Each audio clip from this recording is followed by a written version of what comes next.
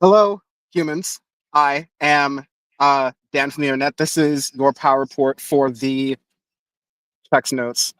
Uh, 5th of June, 2025. I am Dan. Like I said, I am here to start the show because I am literally in a car on the road right now in an undisclosed location. Um, let's see.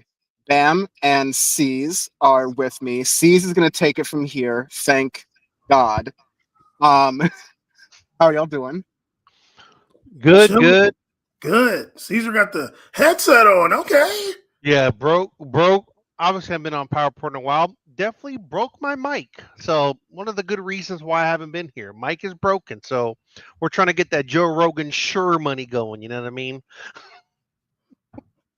Thank you. I don't even have my shirt right now because I am literally on the road. No, yeah, sorry, we couldn't do a PowerPoint last week. There are just too many folks who just like weren't available. I am clearly on the road, partially because I wanted to do a road trip for a while. And partially to so you can play comments. That's good. But yeah, the other reason is definitely partially because this is a road trip I want to do, partially because I'm in the middle of like a moving transition sort of thing. I'll explain more about that later. I've got more videos about that later. It's not about me. This is about your power report though. But yeah, geez, it's been a while. Glad you're here. Thanks for coming. Yeah, of course. Missed you guys. And I mean, Dan doesn't want to show he's literally on a run right now, looking kind of barren and flat out there. My man's on a run now. It would have been funny if he was talking and Caesar, you just removed him. I just kicked him. Like, yeah, you're trying to go to the basement I used to be in. I know what you're up to, dude. You're going back to the holding tank I was in when I was streaming. I like the more mysterious, the better. That's basically how I'll put it. Yeah. But yeah, I will be running. I will be watching y'all in spirit. Folks, please.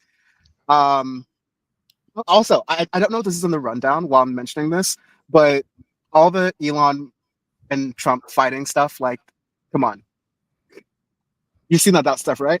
Oh Oh yes. yeah. The girlies are throwing hands. They're pulling hair. Well, let me They're say the getting girlies are fighting because at messy. least I'm gay enough this month. Let me say that I can get away with that. C's not sure about you, Sorry. This but month I can't. I You don't can't know do about C's. You don't know about C's. I've heard things. it. Wait, what? Yeah. It's definitely Bad Girls Club DC edition right now. So we're kind of watching it go down. Great show. Anybody's watched it? Bad Girls Club, best show ever. Real Um, Housewives of Stephen Miller, am I right? that's yes. I had to get one in before I Yeah. left. But yeah, y'all got it from here. Thank you for your service. Of course. See ya. Happy Pride. Happy Pride, Dan. Lol. Get out of here. And Oh, leave. all right, man, we did it. We did it. It We took a got it. while. The Yeah. takeover is here. Look, let me just let you guys know we're trying to build a school, so we need donations. Yes. We're trying to build a school. We're gonna have our own curriculum. We're trying to build a school for Black boys. And that's my Dr. It Umar. literally took us what 2 minutes? 2 minutes. Now, here's my question, Caesar. Hmm. Did you look at the rundown in I Discord? have it right here. It's right here on my right. And are you able to put? Bam. I'm just asking. Bam. Unlike you, yes, Vanderpump Rules, and I will be reading the chat. I love the chat. I am the chat. I'm born in the chat. When I'm not on the show, I'm in there while I'm with the people. So don't worry, guys. I see you in there. I have the breakdown here. I can present. I know how to share screen. I have 3 monitors. Bam is still stuck on his 14-inch laptop, and we're working through things here. So we got a monitor set up. We'll be sharing. But first, Bam, have you been following the New York mayor debate? Did you watch any of it at all? No, I live in California, but I do see that we got that cold open cracking. Oh, really? All right. Well, Dan wants to hit us with a cold open. I mean, I thought this was my show, but okay. Let me go ahead and. I guess it's not cold anymore, but okay. Let's pull this up right here. I don't want you guys to see all my other docs. Oh, interesting.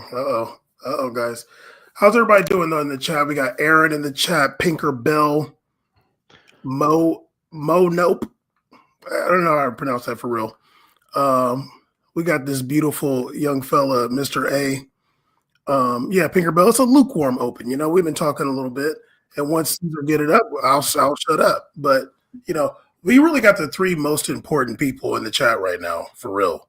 I mean, I feel like Aaron and Pinkerbell is like the big day ones, and like Mo is like right after that. Okay. I don't want to get yelled at right now. I really don't. I really don't. Okay. You're not gonna yelled at by me, so don't worry about it. Okay. It's not working? Yeah, I've done it 3 times. Oh, it's not showing on the screen though. No. Okay, Mo. All right, Mo. We'll do Mo. Now there's a thing that I have here that says add to stage. Should I do that? Why do you have the power and I can't do that? What the hell? Yeah, do that. Add to stage. Thank you, Bam. I guess I didn't get the powers I was promised. Oh, yeah, no. we have it here for us. Let's take a look at one of the NYC mayor candidate. I don't want to say his name wrong. Zohran Mamdani. Okay, Bam flexing. Is that my campaign, the difference between myself and Andrew Cuomo, is that my campaign is not funded by the very billionaires who put Donald Trump in D.C. I don't have to pick up the phone from Bill Ackman or Ken Langone. I have to pick up the phone for the more than 20,000 New Yorkers who contributed an average donation of about $80 to break fundraising records and put our campaign in second place. Donald Trump would go through Mr. Mamdani like a hot knife through butter. Like Dan would do, he would pause at a time like this. I know it says play through, but I know Dan doesn't listen to the notes. He would just pause right now. Bam, before we continue this, what's your opinion on Zohran? What do you think about him? Well, see, isn't it a YouTube short? Can we just get the rest? Well, then you can keep it short. So please, what do you think about Zohran? Okay, all right. Well, I appreciate what he's saying. He's making it very clear that as of right now, the powers that be don't own him. Now, I'm gonna keep it a stack and a half. Please keep it a buck here. Dan's not here. You can be honest now. I'm gonna keep it a stack. Dan in here trying to correct you. I always let the cold opens. Dan, it's not a cold open anymore. And also go watch something else. Anybody says I always do it, never does it. Go ahead. I'll say this. Now, once let's say Mr. Mamdani becomes the mayor, maybe gets another term. Inshallah. I don't know. I don't know what that's gonna look like because New York is a big city. There's a lot of powerful players. But as of right now, he's not answering to those people. And I think that's a great hand to play. But I do want to see what Mr. CUOMO has to say. Okay. Thank you. He's been in government 27 minutes. He passed. Can you rewind a little bit? That's all. Our campaign in second place. Donald Trump would go through Mr. Mamdani like a hot knife through butter.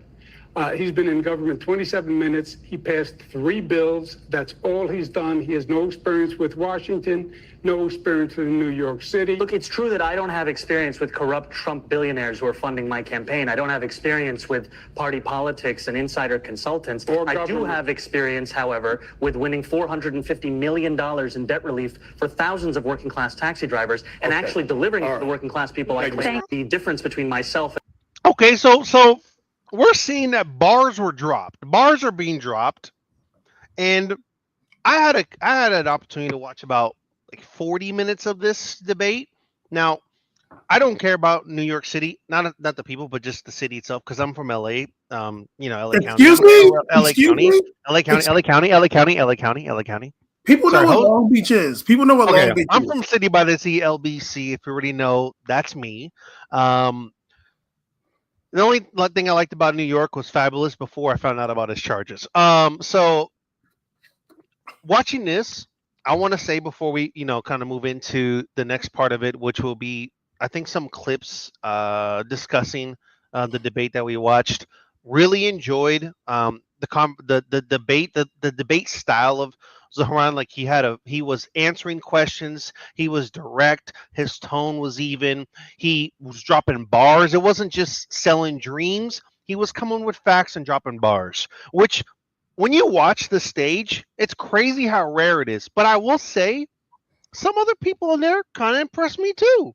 A couple people, I was like, wait, I know Zohran's getting the love right now, and I like him too. But a couple people there, I was like, not bad, not bad. Something to work with here. Maybe that's gonna be attributed with some hate, but it's all good. Dance not here. I can say what I want. Pinkerbell says the power we're reporting on is the power not given to C's. Exactly. That is the issue here. Thank you. Okay, I'm gonna speak, but Caesar, check the WhatsApp while I'm talking. I liked what Mr. Mamdani said, and Cuomo is a seasoned politician, but it's interesting. No, you know what? I think it's interesting actually because, this is a mayor, and obviously it's New York City. It's the biggest city. It's New York. It's a big power center. But it's interesting to see Cuomo tying the New York City mayorship with Washington. I don't know of too many cities that people in a mayoral debate would be doing that.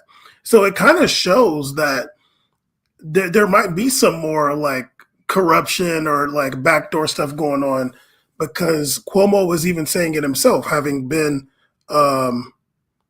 was that fool the governor or the mayor? I forgot. Cuomo? Cuomo was the mayor.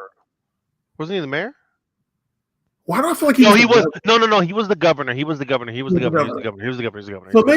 So maybe he's thinking of him being governor, but I don't know. But I mean, I think what Cuomo is I'm gonna be honest. I don't want Cuomo to win in that situation. I want the most progressive person to win.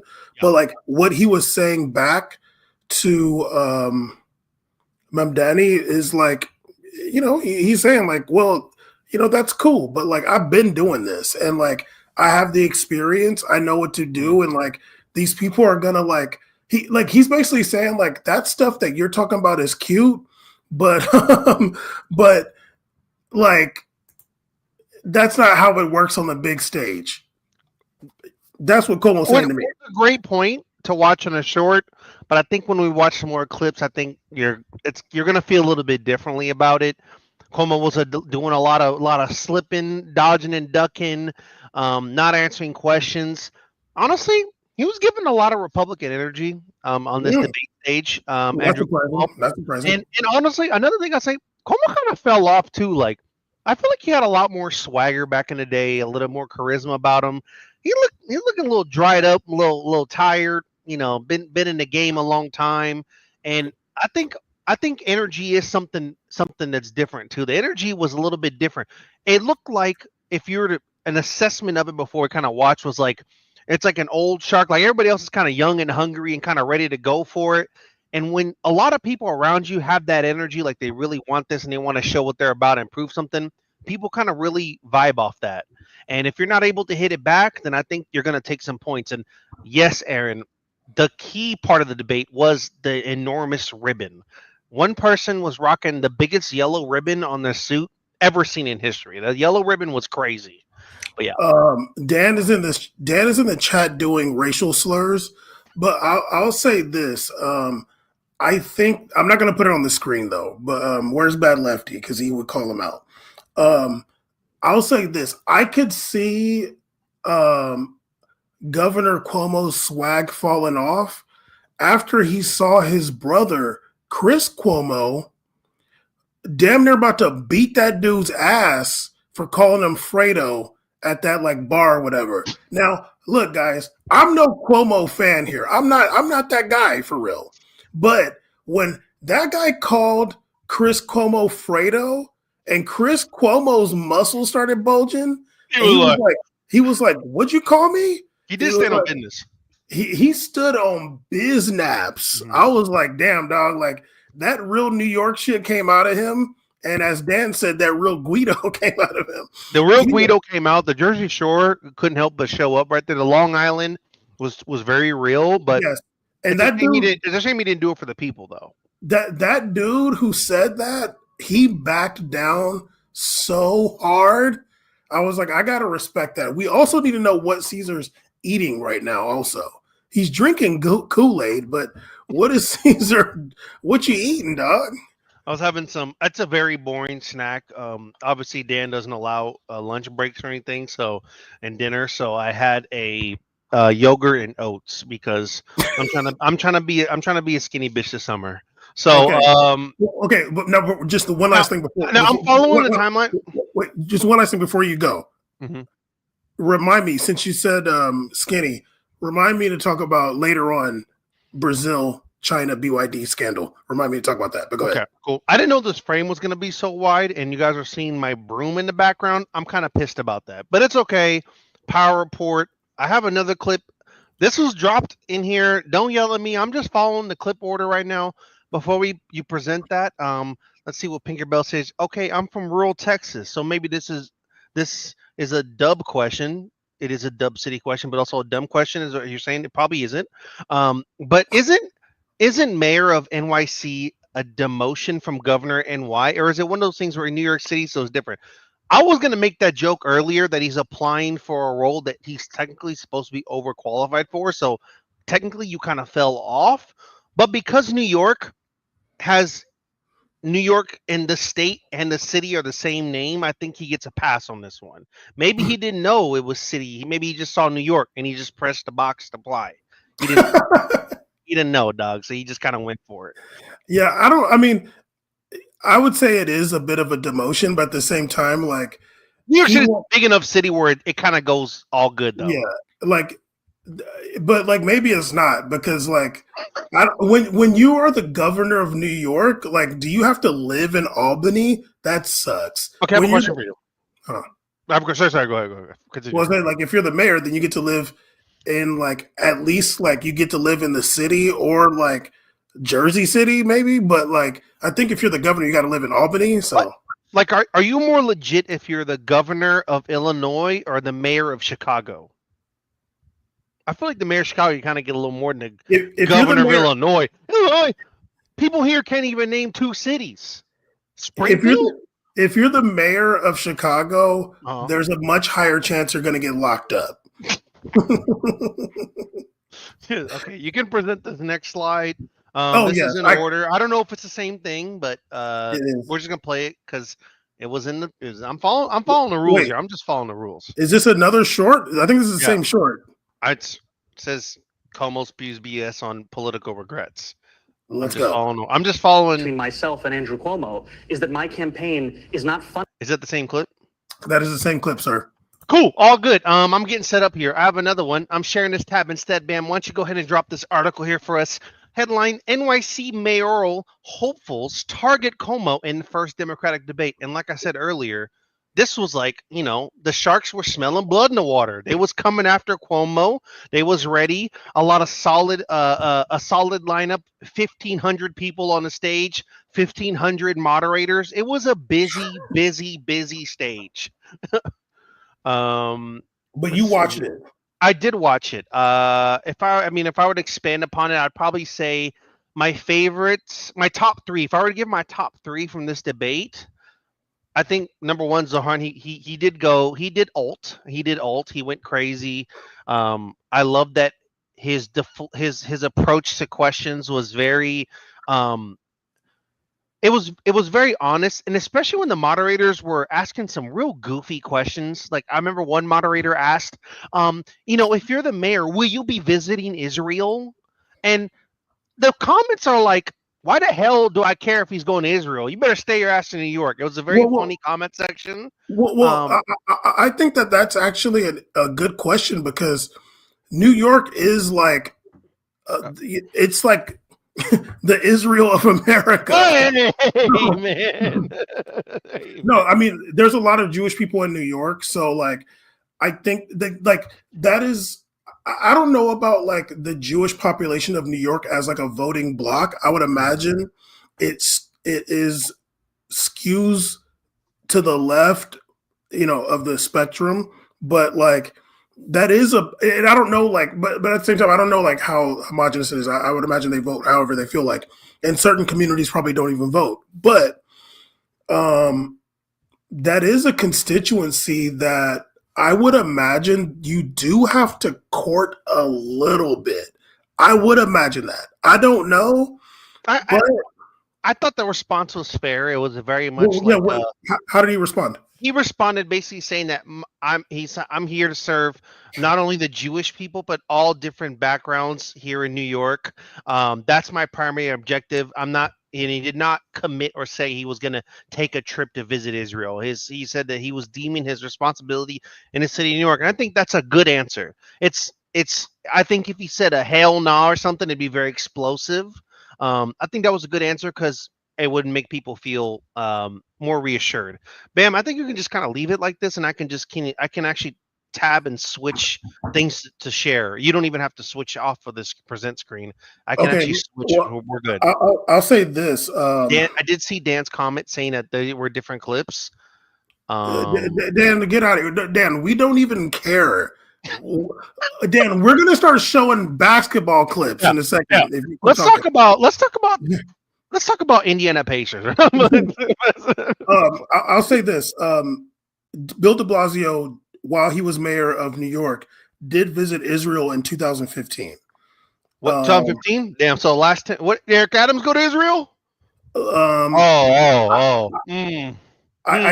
do feel like he did. But let's see. Sean in the chat. Big Sean in the chat. Yeah, 2023. Eric Adams visited Israel. Okay, well, Zohran, big dog, you're gonna pull up on Tel Aviv. It's just it is what it is. You're gonna have to go. You're gonna have to catch a Maccabi Tel Aviv basketball game. You're gonna have to go pull up. Have some good food and smile and handshake and then leave. Okay, that's what you're gonna have to do. That's the job. Yeah, I don't know. But going back to it, I think that's a good question. Yeah. And I'm gonna say this, like I think it's a ridiculous precedent, but I think you're right about being a good question. In a grand scheme of things, it's very dumb in a way. Like, this guy is the mayor of New York. Like, we are the New York people will be paying for that flight to Israel. Right. So it's like people will probably rather that funds be allocated towards running New York City, but it is what it is. That's the politics. That's the game, baby. Well, I'll say let me just. Aaron said that Mamdani is allegedly polling just behind Cuomo with Jewish people, which is not bad because Cuomo has the name, and also this dude has like a Muslim name, kind of. But I'll say this. I mentioned this. I did see him rocking a thobe. That was kind of fresh. I mentioned this like maybe a few times ago on Power Report. I think last time Sandy was here. Like, America is already Israel. Okay? Like, what Israel's doing now or has done in the last 70 years, America did that already. Yeah. So America isn't better than Israel. Like, no. If you are a politician on stolen genocide slave land off the rip. So Israel's trying to get it done. Him going to Israel ain't like the worst moral thing ever, because it's like you already live in the worst country. America is worse than Israel. So and I think it is important regardless, and I think especially as a progressive candidate, I think the biggest thing you can do to move progressive politics forward and socialism, etc., is to show people that you're not above going to contentious, hostile, etc. places. It's not like you're above it or you're scared of it. You need to go and show face, because if it does, blow up or something, you got to think if you can work it right or works right, the Americans will have it back because you are representing America. So I think they can be running away where they can have your back as long as you don't sell out. You up? I wouldn't be mad if he could go to Israel and tell somebody like, yeah, y'all are on some bullshit out here. Yeah, he could go and be like, I respect this culture and everything that things are going on, but I don't like what you guys are doing, and I think it's unfair. I'll be like, all right, well, sure. He said over there. He's not gonna say it over there, but if he did, I'd be like, damn, he's real. Yeah, I hope you make it out. But yeah, let's get some more clips of this mayoral debate. I think we got in there.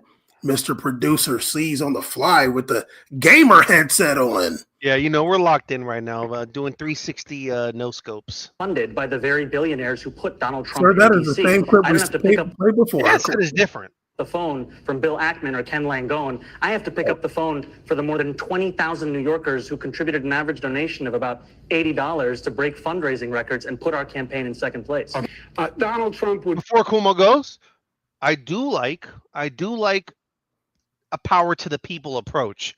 Yes, you got that buku money, but I got the people's money. At the end of the day, I got the people put their money because they believe in me, and that that's a good one because you can't really trash that because those are delegates. Those are people. I mean, those are people that are going to vote. They're potential voters. Is this the ribbon you guys were talking about on his lapel? No, chair? this is how a ribbon's supposed to look like. Oh, you're gonna see the ribbon. Somebody else had a bigger. Somebody else had a ribbon the size of the goddamn tie. It was crazy. Now here's my question. I need to find that meme of him of the ribbon. Go ahead. Okay, Dan. I guess it must be a cancer when you sit in his seat. you just turn into it. I'm like, now, is this yellow ribbon on behalf of the Israeli hostages, or is it for Catalan independence? We'll never know. I don't want to really know the answer, but I want to know the answer. You know what I mean? We'll never know. I have, and just to give you a reference, Bam, I know you want to know what we're talking about here. Here is the ribbon we're talking about. That is the ribbon. So this is the person that was a key figure in the debate. This is the ribbon. So it was a big issue. It was a big ribbon. And that's all I took from this gentleman speaking. I just saw ribbon the whole time, along with the rest of New York and I guess America. But that's hilarious. Let's I'm having a lot of fun flipping tabs here. All right, here we go. Let's hear CUOMO, Bam's favorite former governor, Andrew Cuomo. And put our campaign in second place. Donald Trump would go through Mr. Mondami like a hot knife through butter. He's been in government 27 minutes. He passed 3 bills. That's all he's done. He has no experience with Washington, no experience with New York City. Look, it's true that I don't have experience with corrupt Trump billionaires who are funding my campaign. I don't have experience with party politics and insider consultants. I do have experience, however, with winning $450 million in debt relief for thousands. Cool, it was the same clip. Anyways, yeah, so we were right about that. It was the same clip. Ribbon guy showed up and was like, mine's bigger. He should have said that. He's like, I don't really know how much CUOMO really cares about New York. Look how tiny his damn ribbon is. I'd have been like, damn, you know what? That's the kind of stuff I'm talking about. I'd be more interested in like the Seattle debate for mayor. Or like right now you care about New York. New York is bigger than Seattle, I guess. So we have to discuss New York. It's important. They would probably talk about the LA one too, which I don't think they would, but yeah. I don't really want to go through this article. Do I have to? Is that the rules? No, let's go to the AOC. Okay, let's do it. I'll pop it up right here for us. Okay. Big news. Dan kind of did a slight here, but Dan says AOC finally backs Zohran. I heard the finally in there. That's Sachi. Sir, Sachi said finally. Sachi, I'm gonna have to have you relax on talking about AOC. Like, this is not a safe space for you to talk like that, okay? Relax. She did do the endorsement. I did also see that she has like a secondary endorsement for the other candidate. What's her name? Marion? Is it Marion her name? I can't remember her name. I feel bad. Anybody know? Where's Bad Lefty when you need him? Bad Lefty. Bad Lefty. The one time I host Bad Lefty, not even here. I don't. That's crazy. That's what I bet Trump had something to do with that. There's no way. I think I saw it. Go down a little bit again. No. Here, Adrienne Adams. Adrienne Adams. She was also in a debate. Was pretty solid. So she also. But yeah. AOC backs Zohran. I think. And she did the whole, meme of rocket to the moon. This is the to the moon endorsement. This is big, obviously big names. But to me, like if we're talking about normie American voter, obviously this is going to do good for him probably on the left adjacent side. But I think overall, I don't think this is surprising considering his progressive politics. It's something where you would be like, oh yeah, well that makes sense more than like, oh okay, in my opinion at least. So yeah, so you got that backing. Did you want me to kind of look through this a little bit? It looks like she did do she said she will rank after him Adrian Adams, Brad Lander, Scott Stringer, Zelnor Myrie. I hope I'm saying that right. In that order after Mamdani. I wish I could look at what was the name of the people on the stage. Okay, yeah.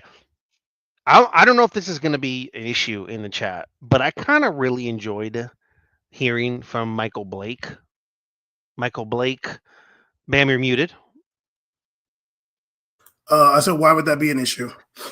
I don't know. I don't know his politics very well. I don't know a ton about him. I liked his retorts. I liked his conversation. I would say, as good as Zohran did, I would say that Michael Blake also gave me a lot of. I liked his position on things, and I think that he kind of. I don't know. I don't want to say piggyback because maybe he's already had these viewpoints. It felt like if honestly, okay, I'll say the big W for Zohran is that the stage wasn't everybody being massively divisive on his progressive politics.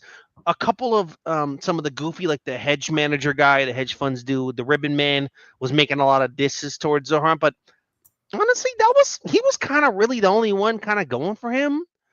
So he was kind of in a safe space and allowed Zohran to kind of pop off more and Michael Blake to kind of really show their stuff and kind of position them. And Michael Blake, I think, seemed to be much more friendly with the other candidates, which some people like that kind of stuff. They're like, oh, like they all kind of like him too a little bit. So, when there was contention for Zohran, there wasn't as much contention towards Michael Blake. So I think that's a benefit for him. Not saying it's a benefit overall, but it felt like a net benefit for him. And I like the stuff he was saying. So hopefully I can pull up a clip here too. Now, here's the question. Aaron is saying that he wasn't bad to look at. Would you agree that he was handsome? He was a handsome man, a tall, bald, handsome man. And I will, I want to, let me, how about Bam? How about you read the chat a little bit? I'm going to pull up a clip real quick. I'm going to pull a Dan mode right now. I'm going to pull up another clip here from the debate. That is Beckman. Okay. Aaron watched the debate on Hassan's stream. Okay. Yeah. I mean, it's really funny because I'm over here reading about, Brazil and Bahia suing BYD and stuff. I'm over here thinking that that's big news. I'm like, oh, damn, that's interesting. The BRICS countries having beef and stuff. Oh, and I was supposed to be watching. You just wanted to hear about the forest getting torn down. I'm over here. I'm supposed to be watching the New York City mayor debate. What? But no. I have a clip here. I'm going to share. Okay, go drop that clip. I'm going to drop this young clip right here. Okay, stop telling me it's easier to share with two monitors. I literally know that. All right, so Bam, why don't you go ahead and present for your boy right there? Ask nicely. No, I'm joking. Please and thank you. This debate stage tonight as the Democratic candidates who want to be the next mayor of New York squared off. And while they disagreed on topics like immigration and affordable housing, many were in unison on attacking the frontrunner, Andrew Cuomo. Oh yeah, it was like let's get after Cuomo, which I'm down for. I'm down because if he's talking about I got all this experience and this and this and this, well, buddy, then let's see how you do when you get the hands thrown at you. Let's see how it goes. Eyewitness News reporter Josh Einiger is here with what the candidates did Okay, and production did not crew. say tonight. Josh? Well, Sade and Mike with incumbent It's a crazy shot. Mayor Eric Adams renouncing his ties to the Democratic Party and running as an independent. The crowded primary field is now topped by a different familiar face on a comeback tour. Pause it. Tonight, 8 rivals. I'm not loving this guy's last name. I'm not loving this guy's last name right now. What do you mean? I want you to. How do you say that name? I'm not loving this guy's Niger? last name because Niger? he got it really bad, or Do you ever think anybody put 2 G's when they spelled his last name? he was doing it himself. like Dude, I what really, if his name was 2Gs and he changed it legally? He's like, I can't be doing really all hope this. he didn't do a Halloween costume with blackface. I really hope he didn't do that and just like I came as myself. Like I really hope he did not do that, Mr. Josh Einiger. This is totally unrelated, but I do have a random person in the chat dropped a picture of his Halloween outfit. Crazy. I was like, dude, what the hell, dog?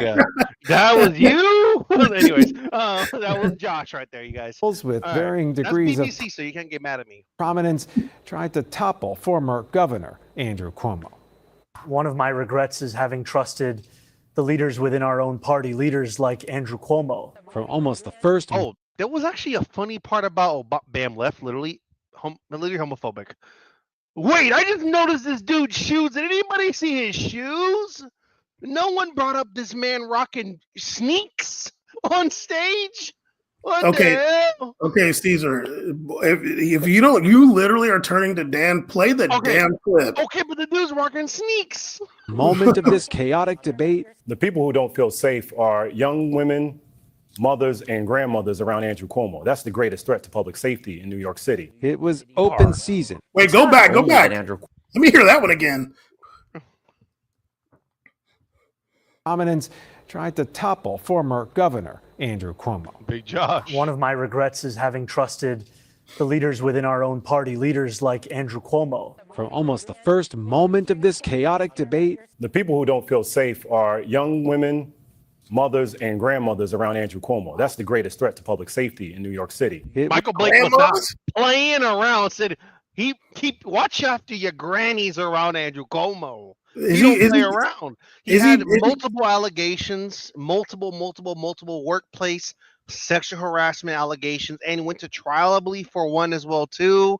Is he getting his Wayne Rooney on? What's going on here? He was getting his Roon dog on. It was open season. It's not only that Andrew Cuomo lied to Congress. Hated this guy. Sorry. Which is perjury. He also lied to the grieving families whose loved ones he sent into those nursing homes to protect his $5 million book deal. On one man. Andrew Cuomo has the nerve to talk about defund when he signed the bail reform bill with loopholes that you didn't even read. No regrets when it comes to cutting child care. No regrets when it comes to slow walking PPE and vaccinations in the season of COVID to Black and brown communities. Really, no regrets. Andrew Cuomo, the former governor and current mayoral frontrunner, spent the night parrying attacks from many of the 8 other Democrats on stage, all vying for the party's nomination. Though Cuomo targeted really only one, State Assemblyman Zohran Mamdani, the only challenger.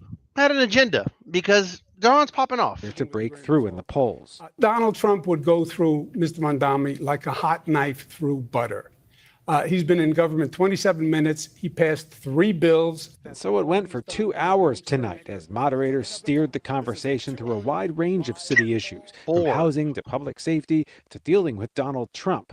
Though, because all those candidates had just 30 seconds to respond, helicopter they often simply focused on the frontrunner. And the difference between myself and Andrew Cuomo is that my campaign is not funded by the very billionaires who put undercount nursing home deaths. Cuomo resigned as governor in the face of a sexual harassment scandal, though he has denied any actual wrongdoing, and he's been criticized for requiring nursing homes to take on COVID patients. In terms of the rate of deaths in nursing homes, New York is number 38 out of 50. Number 38. Only 12 states had a lower rate of death. Which is really something when you consider that we had it first and worse than anyone else. It's really, I just want to say, this to me was like such a crazy line, because it was like, you know, when like you kind of get when you get a bad grade in school and you come home and your parents get the paper and they're like, why the hell did you get a D on this class? You're like, look, I got a D on this test, but it's really crazy, Mom. Everybody got a D. Everybody got a D. Like, everybody got a fucking D. But I got like a D plus. So like the homies got like 57s, but I got a 68. So I almost got a C. So like the 12 other states were kind of way trash than us. So I mean, like, we weren't like the worst. It's just, this is not a hill to die on or to combat, and this is not parrying an attack, in my opinion. But it is what it is. The candidates have real differences on many of the issues, but like the race as a whole, much time was spent bickering rather than breaking through. Kids, it's grown-up time, so just give me a second. By the way, one name that rarely came up on stage tonight was Eric Adams, who, as an independent, will now run in a three-way general election against one of those people on stage tonight and whoever wins the Republican primary. The Democratic primary, by the way, happens just under 3 weeks from now. Early voting gets underway June. Yeah, sure. And we also heard that Eric Adams's vice mayor, whatever, is going to be a Russian, right? A Russian Russian that paid him off. Was it that he got in trouble for, like a Russian spy or something? Didn't he get paid off by somebody? Or was it Turkish? What was it he got in trouble for? It was Eric Adams was Turkey. Yeah, Turkish. A Turkish diplomat's going to be running alongside Eric Adams to help him out on this independent campaign. We're really excited to hear about that. Eric Adams is my forever mayor. Yeah. You can have all the mayors you want, but I only know Eric Adams. That's the only person I know. He did go on Breakfast Club like 3 times. That's an all-time record. I'm just wondering who Josh Einiger is voting for. I already showed you who he is. I don't know why you want me to show you again, but I can show you again. Josh Einiger. We all know who he is. I don't like saying his name. Yeah. So that was a little bit of the debate. I kind of want to show you a little bit of Mark Blake, but I got to show to. I got to look at him. Also, Mark Blake. Also, you're wearing your gaming headphones. Don't be dropping random F-bombs like you're playing Apex or something. Okay. All right. Sorry, freak it. I'm freaking it right now.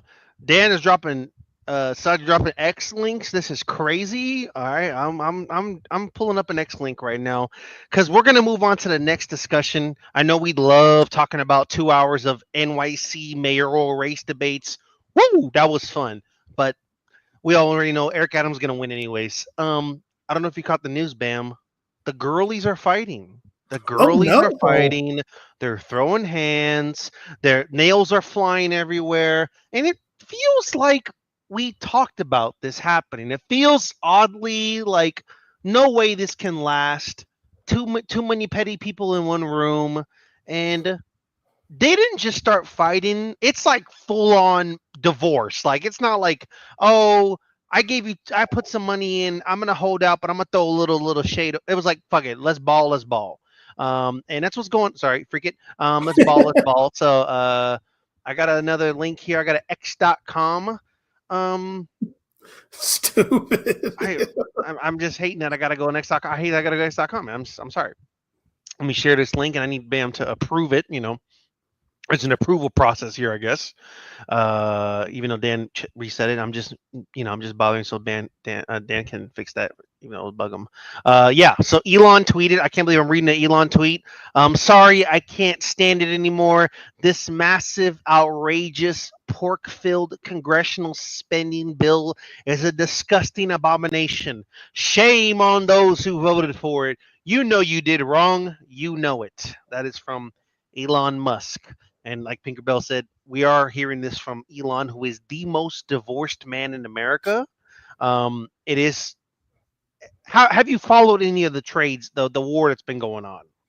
Oh yeah, we saw Elon coming out against that bill, against the big beautiful bill, as big beautiful, as Trump was calling it. But I think that I think he's against it for like his own reasons. Like he's saying stuff about the deficit, whatever. But I feel like there's things about it that he like a personal thing for like his billionaire self.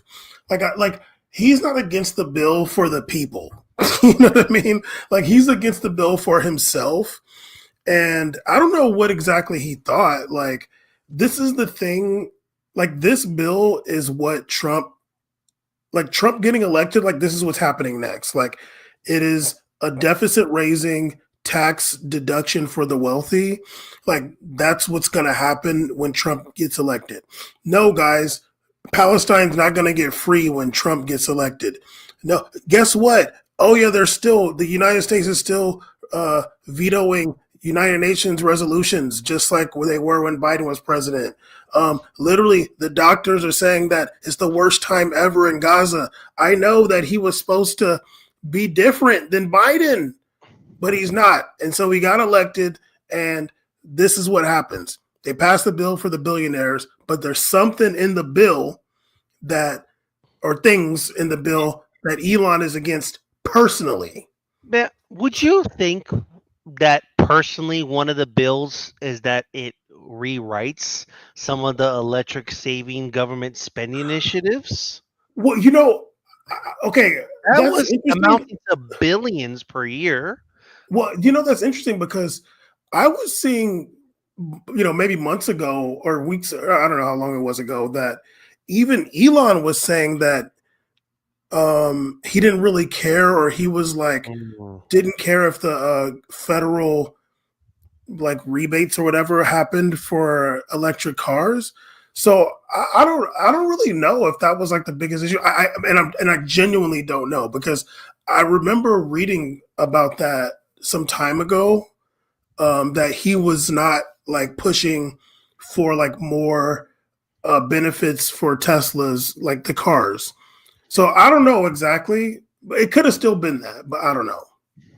Yeah, and there was a lot. I mean, Elon decided to go full I hate my ex-girlfriend mode and just started mass tweeting about Trump like crazy. Luckily, I'm not on. Now, this is the time I do wish I was on Twitter, because that'd be fun to see that. But along the lines, I did see him discuss that, and then him refute saying, I don't really care about it. I mean, it's funny you want to, take away this, but you spend so much money on oil, etc. He was like kind of playing this game again, like he's coming back to be the moderate Democrat or something. Elon was dropping some sneak diss and saying, without me, Trump would have lost the election, Dems would control the House, and Republicans would be 51-49 in the Senate. What, Caesar? That's not a sneak diss. Sorry, he was dropping a diss. So there was that. Also, now people are saying this is a big bomb. I don't think this is that big of a bomb to me. Time to drop the real big bomb. Donald Trump is in the Epstein files. That's the real reason why they have not made public. Have a nice day, DJT! Exclamation point. Now, anybody who knows anything, like, okay, actually, let's break this down. Let's break this down. Let's break it down. What is an Epstein file? I don't know what the Epstein file means. Like, I don't know what that thing is. But what I do know is that Donald Trump was very friendly with Jeffrey Epstein. Does that mean, do I know that means that they were committing those crimes together? I don't know that. But they were friendly, and whatever those files have in them, basically, what's his name?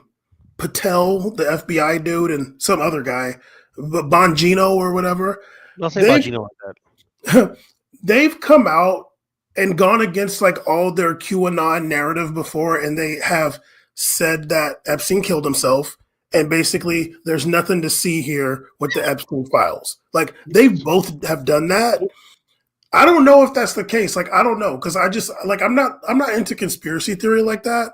But the fact is that Jeffrey Epstein and Donald Trump were friendly. And if anybody follows Star Wars, let me say, actually, let me just include this actually, because I always forget this. Not only were they friendly, when Ghislaine Maxwell went to trial, Donald Trump publicly wished her luck. Publicly, he said that. He didn't say nothing about what these QAnon people think. Like, oh, she's a trafficker. No, he basically was like, good luck to her. Like, he didn't have nothing about her being a terrible person or anything like that. I want to say also, Sachi did drop literally a truthsocial.com link for me to click on. This has never entered my browser in my life. And I know Dan, just know you can never say I don't love you for this, okay? TruthSocial.com has entered my browser history for the first time ever. Far worse things happened before. Anyways, so we're here. I have Donald Trump's response to this, and I'll share this, and then I'll have a little clip too to show what Donald Trump said to the media. A little 2-minute clip that I will pause in the middle because I'm on full Dan mode.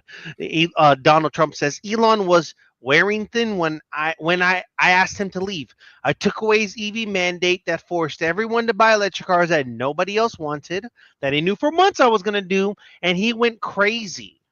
Apart from this, Elon was talking about Trump was talking about Elon having a black eye, and a lot of funny little comments about it's messy. The girls are fighting. There can only be one Sith, so someone's trying to eat the other one and get rid of the other one. We all know the Star Wars lore. We probably don't, but I said it anyways. I'm going to share this little clip here of Donald speaking about Elon Musty. Now, definitely a little bit ago, Donald Trump was saying, I love Tesla. Yeah, he did say he loves a good Tesla. He could have even said Tesla. All of that would have been accepted. But yes, he did say he loved it. He said he was going to buy one and nobody wanted, but he put 4 Teslas in the front of the White House and said they're great cars. So do we want them or not? Okay, Aaron then said, you definitely have a computer virus now. Sees, yes, I do. And Alex Jones has been a real disappointment lately. Wait, what's going on with Alex Jones? Well, it's disappointing because he was riding around in a freaking Cybertruck. I'm like, really, dude? Like, I did see a tweet or a picture of a tweet that was like, man, this sucks. Like, libs are burning my Tesla. MAGA's burning my Tesla. Like, everybody's coming together to burn Teslas now. So, bad time to own a Tesla. Let's hear from, unfortunately, the President of the United States, Donald Trump.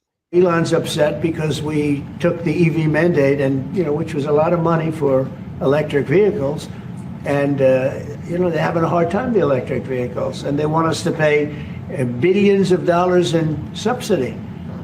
And Elon knew this from the beginning. I can understand why he's upset. Remember, he was here for a long time. You saw a man who was very happy when he stood behind the Oval desk, and even with the black eye, I said, do you want a little makeup? We'll get you a little makeup. But he said, no, I don't think so, which is interesting and very nice. He wants to be who he is, so you could make that statement too, I guess. Look, Elon and I had a great relationship. That wasn't English. I don't know if we're well anymore. I was surprised because you were here. Everybody in this room practically was here as we had a wonderful send-off. He said wonderful things about me. You couldn't have nicer. Said the best thing. He's worn the hat. Trump was right about everything. And I am right about the great, big, beautiful bill.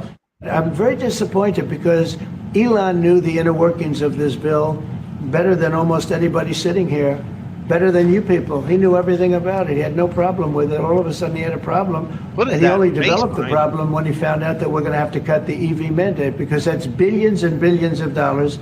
And it really is unfair. We want to have cars of all types. Electric, we want to have electric, but we want to have a gasoline, combustion. We want to have different. We want to have hybrids. We want to have we want to be able to sell everything.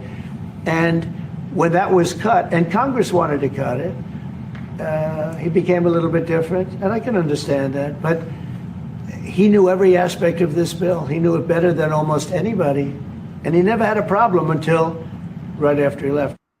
Yes, famously in America, extremely difficult to get gas cars.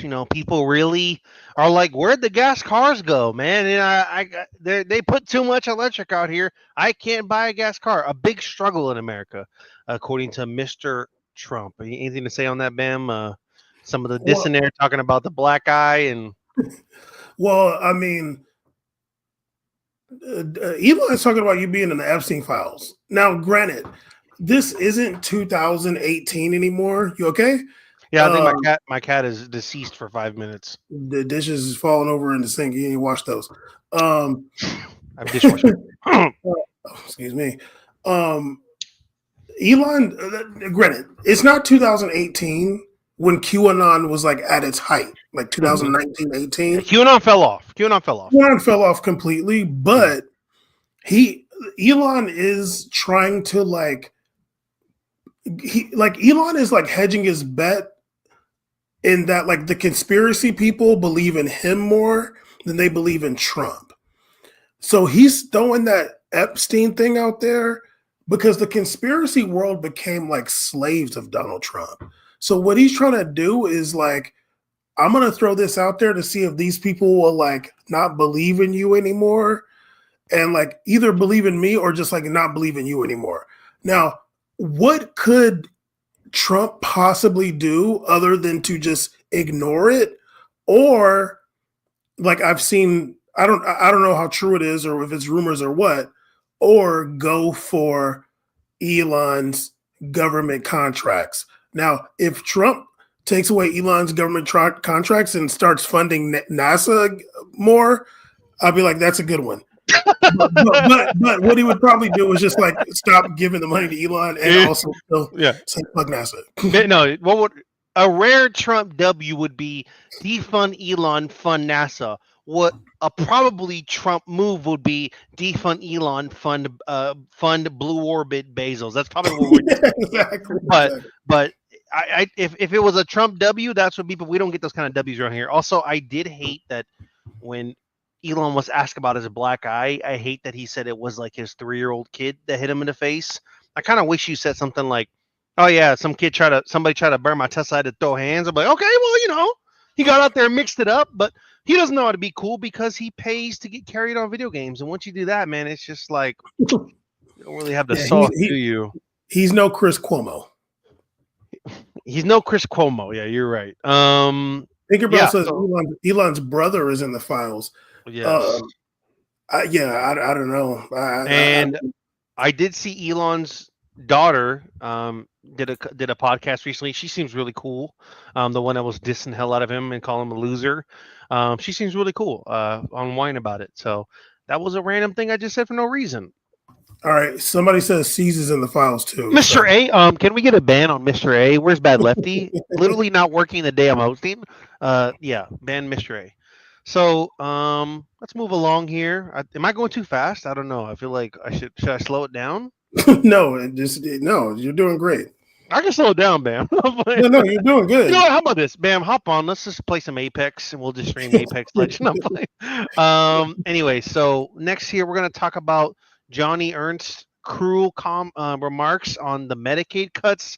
Have you heard about the Medicaid cuts they're discussing recently? I've never heard of Joni Ernst in my life. Either, but she is a senator. So, okay, from where? I feel like it's Iowa. Okay, all right. Okay, so what I'm looking at here, we have another beautiful moment of these Republicans are going and doing everything they can to make your life miserable. But the best part about this, which is not a good thing, is when they have to go to a town hall and everybody hates it. Everybody hates it. Everybody's coming at them. But at the same time, I'm like, that's crazy because this is a room full of voters. So I just see a room full of idiots. Yeah, so I have a clip here to share. Oh, Sean's in the chat. Mr. 8 minutes. Yeah, Sean, ban Mr. 8, please. We need to we need to do a pro club stream. Everybody can see my character, which is named John McCain. Yeah, that's, my political stance. We have a clip here from the AP. Shall I? About the corrections in this reconciliation bill. Again, it's correction. Let me rewind a little bit just in case we get some context in the view, sir. And he's been very clear about it. He's been good about it. In 4 months, he's made it in. When we're talking about the corrections in this reconciliation bill, again, it's corrections of overpayments and people that have not been eligible for these programs by law as it is currently written. So when you are arguing... No cheering. No cheering in the crowd. The crowd goes hush. Maybe because they were upset they saw a Dasani water bottle. I don't know what the people were upset about. But Medicaid cuts have been a contentious issue in America, especially recently. I can't believe the Republicans are running this when a lot of their constituents are older and nearing retirement age. So it's a little crazy to take this stance. Well, no. What's crazier is that they keep voting Republican, and every single Republican runs on cutting Medicaid. Yeah. Now, ask yourself why. Ask yourself why they still vote Republican. See, Is there something? Is there something they care more about than their Medicare or yeah, not Medicaid? seeing a black woman as president. Okay. When you're arguing about illegals that are receiving Medicaid benefits, 1.4 million, 1.4, they are not eligible, so they will be coming off. So people are not. Well, we all are going to die. Which is like this is crazy. Like when I heard this clip, I was like, okay, like this is like to me, I think she just had like the smile on her face is like ultimate crash out. Like I'm talking and everybody's booing. Fuck it, all you bitches are gonna die. That's all she was just thinking the whole time. Aaron says apparently Ernst had an affair with the general and it broke up her marriage. She's been spiraling. Yeah, so she's like, you all are gonna die just like my ex-husband. Like that's now we don't know if that's true. No, allegedly. But sorry, Dan. You know that legends here. That definitely is not like when you're a politician, you just can't be cynical like that. You have lost the ability to be cynical like that. You can't do this. We can have this fun. You can't. You can't do that. You have to have bullshit hopes and dreams. And we're getting rid of too many illegals receive health care. And I mean, honestly, all you motherfuckers are gonna die anyways. And just like walk off the stage. It's crazy. It's crazy. It's even more sad because because people generally don't talk like that. Like the people in the crowd, they're not this crass. It's very people don't say things like, well, responding to her like, well, that means we're gonna die. Like that person is talking about like a really dire situation, and that's like a vulnerable thing to say. Like that person is saying like, I'm in a situation where if this gets cut, I'm going to like potentially not be able to live. And she's just, well, we're all going to die, bitch. Whatever. Sure, I mean, everybody's going to go out one day. Why do you need to have a lump sum retirement fund, idiot? And then it's like, what?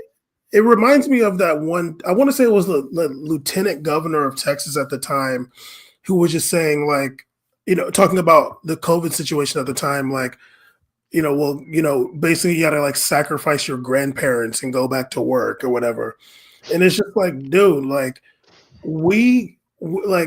people don't want to hear that level of cynicism from their politicians. Yeah. Hopefully it matters. Like, hopefully like this, people remember what she said, and her ass gets voted out of there. They're all gonna Don Sean says they're all gonna end up like Herman Cain. Yeah. By that he means black. Yes. They're all gonna go blackface after this. You don't want to hear this type, because not only does it speak to you having like, in her situation, you see somebody on stage that's completely removed from not only the American experience, the average American experience, but completely unaffected by making decisions that are supposed to be in support of her constituents. You're supposed to make decisions to help them. And when you hear someone say, well, all you motherfuckers are going to die anyways, it's like, okay, well, the job was not to accelerate the process, idiot. Like that's not why I voted you. Because if that was it, I would have just not got Medicaid in the first place and just thugged it out. So clearly these people are trying to live. It's the opposite. Didn't read the room very well, the assembly hall. Now let's see this next, or her fake apology. Let's see this. They are not eligible. Well, no, it's a different video. It's the same video. I know. I'm just gonna finish out the video. So people are not. Well, we all are going to die. So for heaven's sakes, folks. Okay, no, but what you don't want to do is listen to me when I say that we are going to focus on those that are most vulnerable. Those that meet the eligibility requirements for Medicaid, we will protect. Now we're gonna see the apology. I'm gonna say a couple things. As a professional apologist, I hate this apology already. I hate this apology. This isn't how you do an apology. If I'm a professional apology reviewer, I don't like this apology. I don't like this apology. You look like you're having a good time on a sunny day outside. You might have a soccer jersey on. She probably was playing soccer with us the last week or something like that. Just came kicking the ball around at Eastside Park, and your Belinda looks like you're having a good time. It's a sunny day. Hair did all nice. I don't like this approach. And we got the TikTok angle with the forehead. I'm not feeling this apology right now. You're coming in too warm. Okay, let me just make it clear that Caesar is really good at apologies that don't matter, but when it's time for a real apology, that's not going to happen. But go ahead. Well, I want the same crowd to boo you right now. Where's the boo button? I don't have the boo. Like I need that. I need a stream deck to do that. That's what I'm gonna buy actually. Hello, everyone. I would like to take this opportunity to sincerely. I'm looking at the eyes. Are we reading a script? No, it's Sunny. No, it's Sunny. Okay. Hello, everyone. I would like to take this opportunity to sincerely apologize for a statement that I made yesterday at my town hall. I was in the process of answering a question that had been asked by an audience member when a woman who was extremely distraught screamed out from the back corner of the auditorium, "People are going to die." And I made an incorrect assumption that everyone in the auditorium understood that, yes, we are all going to perish from this earth. So I apologize. And I'm really, really glad that I did not have to bring up the subject. I just want to say, never mind. Fantastic apology. Fantastic apology. Let's finish it. It was over. It's over. No, it's 15 more seconds. Okay. Jesus Christ. We're going Dan mode. All right, hold on. Oh, 15 more seconds. What the hell? Don't show these tips again, please. Don't show the what again? Don't show the tip again. Tip of what? That I did not have to bring up the subject of the tooth fairy as well. But for those that would like to see eternal and everlasting life, I encourage you to embrace my Lord and Savior, Jesus Christ. Oh, okay. You're going to die. If you're in Iowa, run for the hills. You have elected the demon lord. The demon lord is in your head. This is scary behavior. Scary ass behavior, dog. She is literally crashing out on her constituents in a way that I've never seen something like that. Literally what Pinker was saying, what is something she's over here talking about she's talking to her constituents like they're so stupid. I don't have to bring up the tooth fairy either. Girl, they're not talking about their mortality in the grand scheme of existence. They're talking about not getting the health care that they deserve as citizens of the richest country in the world that can elect loser crazy people like you. That's really a shame, and the people of Iowa deserve better. And I really hope they vote this lady out because she don't give a damn about y'all. Yeah, shout out Iowa Cyclones, but that's Iowa State, buddy. Okay, well, close enough. Okay, shout out Iowa the Buckeyes. Hawkeyes. Shout out the Hawkeye. This is a Hawkeye. That's Hawkeye right there. Look at the eyeballs. That's Hawkeye right there. Couple things. Kind of wish she dropped a cuss word. That'd be nice. Instead of just saying a deranged woman yelled out something. Yeah, the deranged woman was like, "Yo, we're all gonna die," and then you decide to go, "Everybody's gonna die." It's like, okay, well. And then I like how she thought that framing it as it leaving the earth would make it better. But actually, we all felt way more uncomfortable. I prefer someone tell me I'm going to die than tell me I'm going to leave the earth. Because then I feel like now you're kind of just trying to get me out of here quick. I don't like that. So one of the worst apologies that kind of flipped to being one of the best. This was Joker. This was Joker pill to the max. Yeah. Excellent opportunity this Halloween for her to go Joker mode. That would actually go crazy. And in the chat, just call me Megan. Good evenings. Good evening, Megan. Welcome to the stream. We're just watching a video of an absolute sociopath talk to her constituents and then quote unquote apologize. I guess we're calling that an apology now. Yeah, it's just really a shame because it's like, lady, you're not that dumb. Like, why are you like gaslighting the audience to make it seem like, oh, like these people don't even realize that human beings die? Like, no, dude, like they're saying that you're cutting the Medicaid that they deserve. Why? They're asking you, and you're just like, well, because, no, we're just getting rid of fraud and whatever. And it's like, no, we're not dumb. Like, you're actually cutting it because you're trying to give money to the billionaires or whatever, and we don't want to die. Well, we're all gonna die. It's like, dude, like, come on. Like, she's lucky they didn't start throwing shit at her. Yeah, that actually kind of lit if it got turned up. Now, Bam, I'm gonna do some heavy duty production work right now. You ready for this? I do have breaking news. Breaking news on the radar. Everybody, queue up because I don't have a stream deck like Dan. I'm gonna do this instead. Breaking news.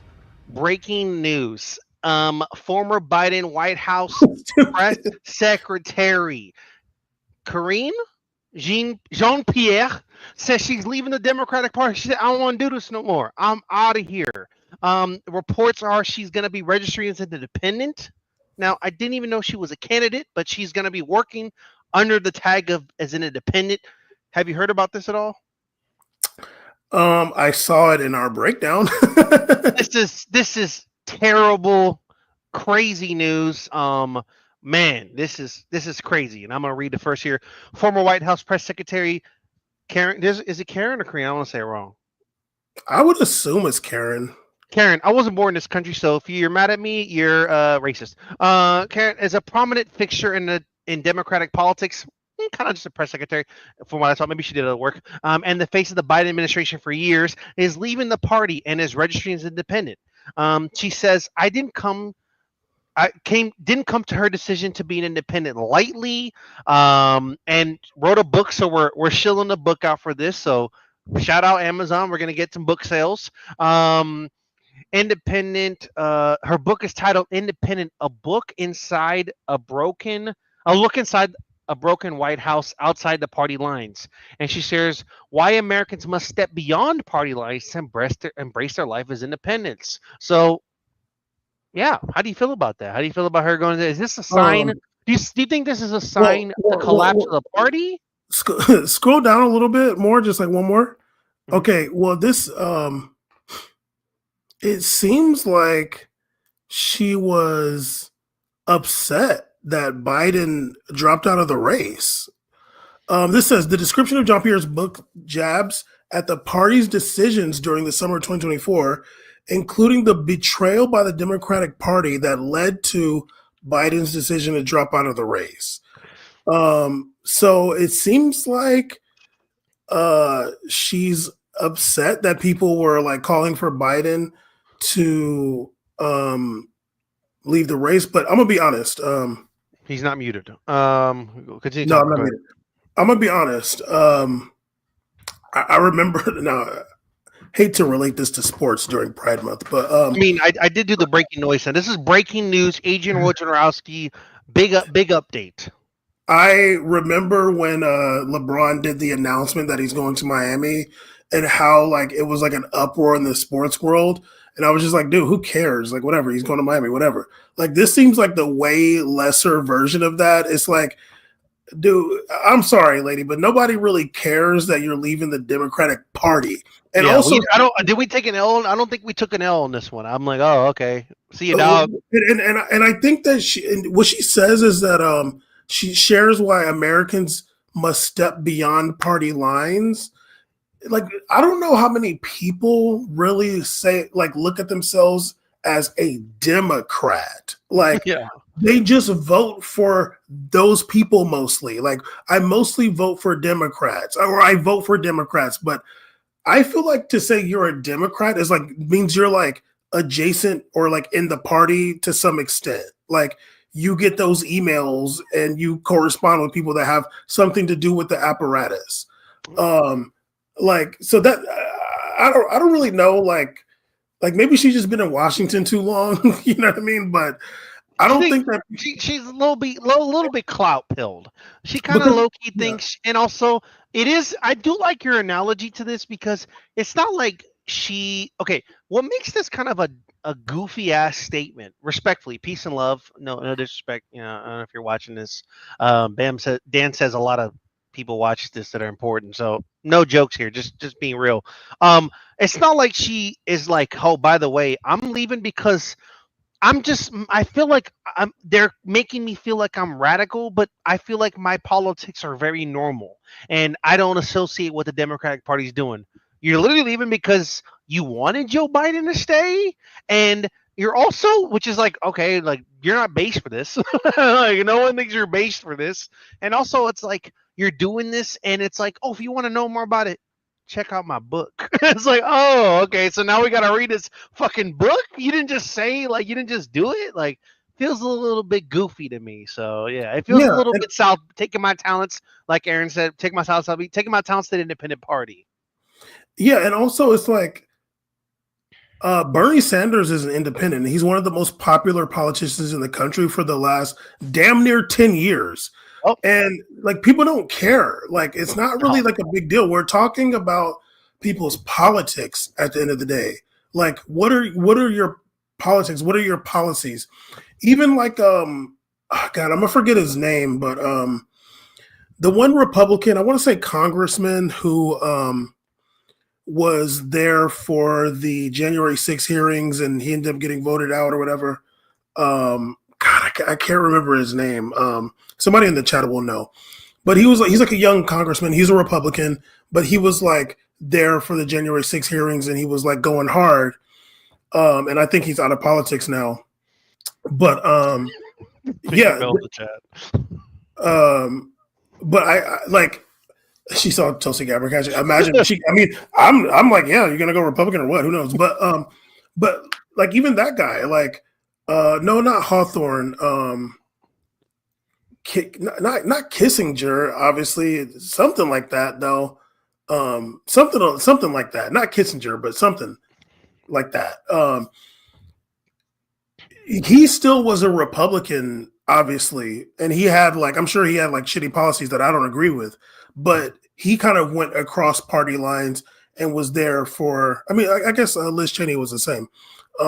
Went and was there for the January 6th hearings. I not Mr. Einiger, not him.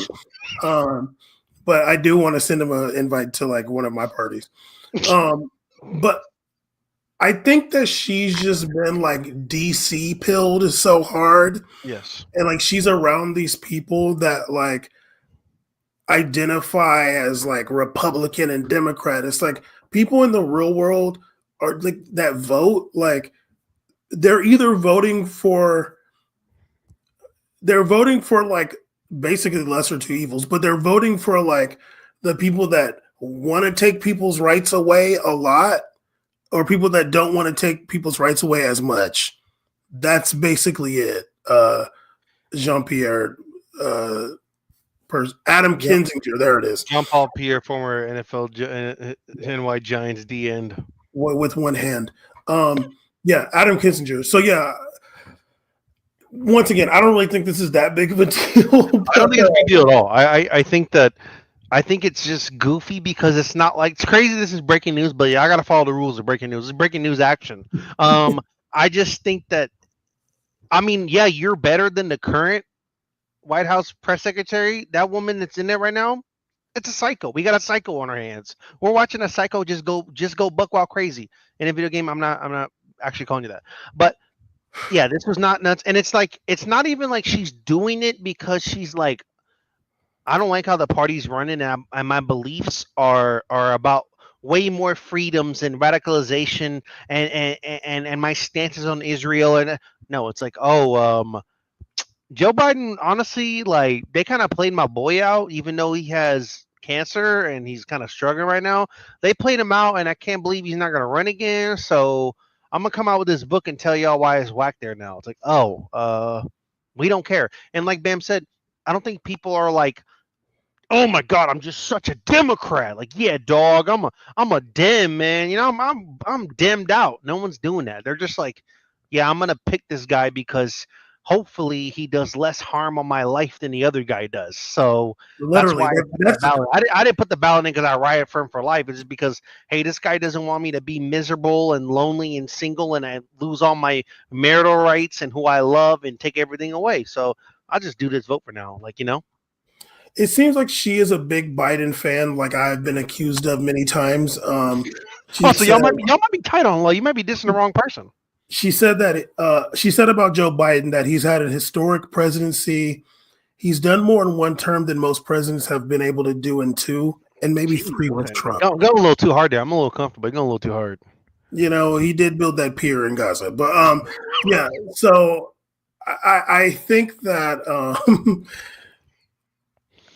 I think that this is not big news. Yeah, he did build that pier in Gaza, and now Trump wants to build a whole goddamn fucking water world there. So, you know, it is what it is. You know, we vote for what we vote for, but Jean-Pierre is now, and of course, Sachi, who's a real one, wrote in here, of course, she's writing a book.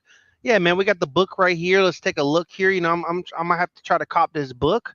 $29. Okay, solid. You know, here's the book if you want to read all about why the White House is broken because Joe Biden is not running anymore. So it's yeah. Let's see this. The description. Let me read this description. A groundbreaking, revelatory assessment of Americans' broken two-party system. Okay. Yeah. Great. Yeah, let's move on. You know, let's see the chat here. Catch up the chat. Aaron, you're too funny, dude. I'm having a. This is a great time. This is a great time. Aaron says, "Wow, y'all don't support loyalty anymore." Look, Aaron. Look, yes, loyalty is loved here, but you're right. I haven't. Okay, Caesar, chill out. First of all, I haven't heard. Like, listen here, Philippe. Don't be dropping these words in here. This is the Power Report, okay? This is Power Report. This isn't them podcasts where Obama goes on and stuff like that. This is Power Report. And I'm still, when it comes to Kendrick versus Drake, I'm still Drake. Encomium. Okay, a speech or a piece of writing that praises someone or something highly. Wow. Okay, and let me explain why. That's because I am not Drake. That's because Kendrick Lamar is an industry darling. He did it for the industry, but we're not going to get into that. Bam's literally just trying to make this not only the last episode, but just the last time we're on the internet. You're fighting an uphill battle. This is not the war right now. What am I announcing? I'm leaving the Democrats. I mean, you know, it's really funny. Like going back to what I was saying, like growing up, like my mom encouraged me to vote. Like she used to go vote, and like once I turned 18, she encouraged me to vote. And my mom voted for Democrats like down the line every time, but never once in my life did I hear my mom refer to herself as a Democrat ever. I've never heard any black person, and all the black people I knew voted Democrat. I've never ever heard somebody say, "I'm a Democrat." Like, if somebody asks, like, "Hey, are you a Republican?" They might be like, "No, I'm a Democrat," but they don't like refer to themselves as a Democrat. Caesar, no. Drake, the biggest rapper in the world. Right?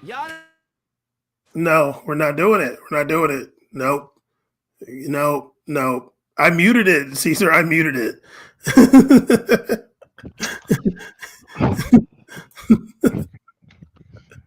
See what happens when you're an immigrant and you try to have a voice. some American is always going to come and try to shut you up, folks. Just so you know, I tried. Just know I tried. Drake. But I tried. Let's move Okay, along Caesar. here. Okay, let me say we're gonna skip this. Centrist Democrats want to fight with the left. We're skipping that one. We're gonna go to. I wasn't going to click on that anyways, but thanks. I'm moving on to deportation. Well, this is having to do with that attack in Colorado. Yeah. Okay, so I'm gonna share this right now. He's getting silenced. It's okay. I come out. They put me on probation. They silence me again. This is the game we play. We're gonna go look at this article from NPR, which is, attempted to be defunded right now by Donald Trump by the big beautiful bill.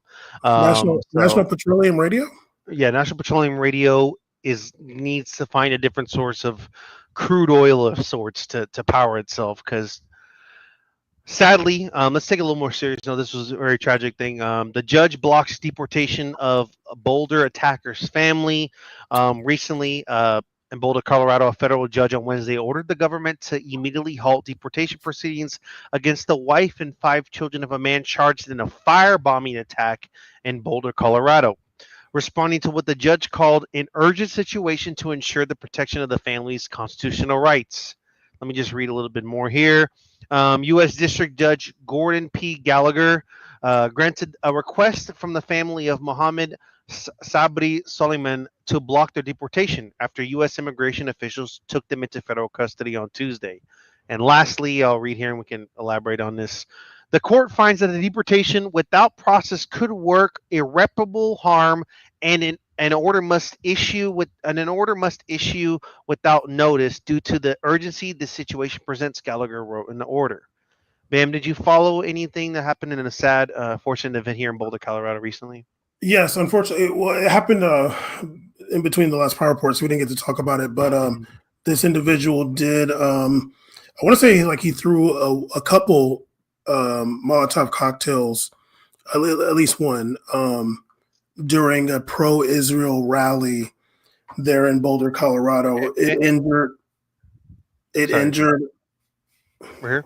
get big Dan. It injured. You muted my own video, but go ahead, dog. Yes, because that was egregious. It injured about 15 people, and yeah. Oh damn! I guess he had 18 Molotov cocktails, but he threw 2 of them. Okay, raise your hand if you've made a Molotov cocktail before in your life. Made one? I guess technically yes, but we just would throw them in the backyard in Virginia. But I'm going to talk about what he did because I know that a lot of us can look at something like that in a cynical way. As somebody who's been in the Free Palestine movement for 25 years, I look at his actions and they're just not that's not how you're going to free Palestine. But I'll say this. I'm going to say this right here. Because Mr. Suleiman is Egyptian. Buddy, Egypt is an ally of Israel. I'm not too old to remember when Ariel Sharon went to Egypt and all them Egyptian politicians were shaking his hand and kissing his hand. Okay? Your fight is over there. Actually, because it was Egypt that warned Israel about the Hamas attack. Egypt has a border that they protect from Palestinians for the benefit of Israel half the time. I have seen Egyptian soldiers shooting at old ladies at a gate. So it's dude, throwing a Molotov cocktail at people at a pro-Israel rally in Boulder, Colorado, that's not how you're gonna do anything. If anything, go debate with them or something. It's America. Use some free speech or something like that. But luckily, nobody died. And 15 hopefully, people injured, but nobody died. yeah. And yeah, we'll see. I mean, I guess they're saying that he is here illegally. I don't know. Damn, just thinking about the guy made me remember this one Egyptian guy that was my neighbor. But I guess that has nothing to do with nothing. But there was something really funny. But I think that they're gonna try to make an example out of him, but hopefully his family don't get deported. But I do appreciate the judges.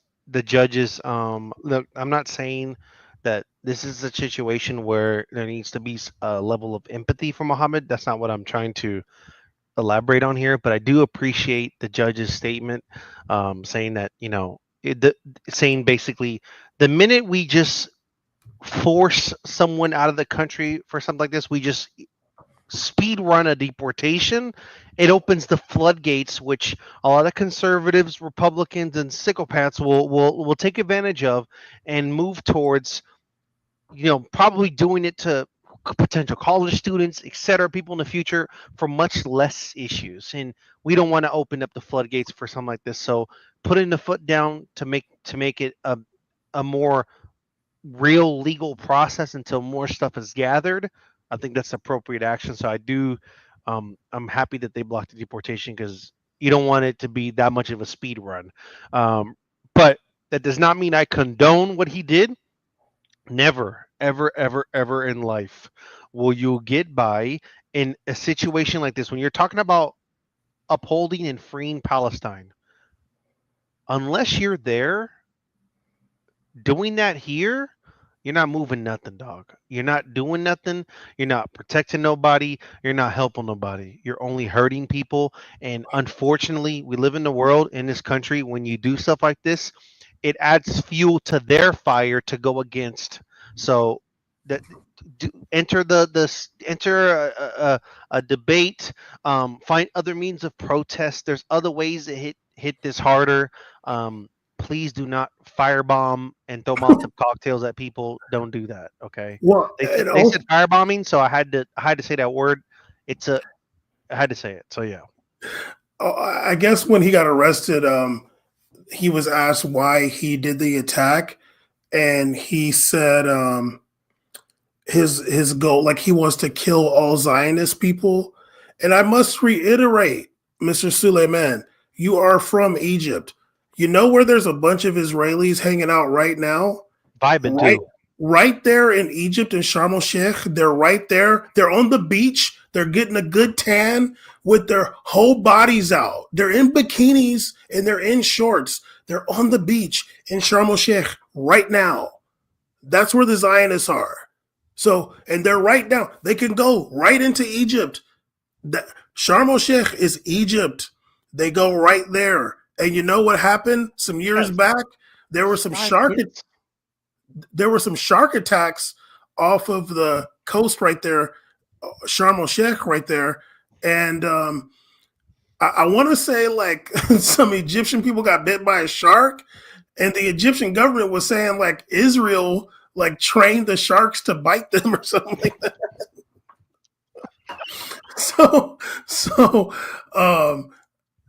Yeah, Mr. Suleiman, if you want to go get the Zionists, don't do it here. Go back to where you're from. See? You see that right there? You see that? See that? Right there. Listen, hold on. Y'all think I be making stuff up. Y'all think when Bam just talks no about C's pull. I pull it up though. I pull it up. I'm Jamie. Go back up to the headline so people Can I read the quote though, please? Hold on.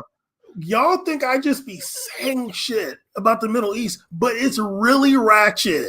Yeah, you're just trying to get your points back for the Drake comment, and it's great. But he says, "This is a great quote that I just, oh God, sometimes you wish you work in government so you could get on the stage and refute this claim.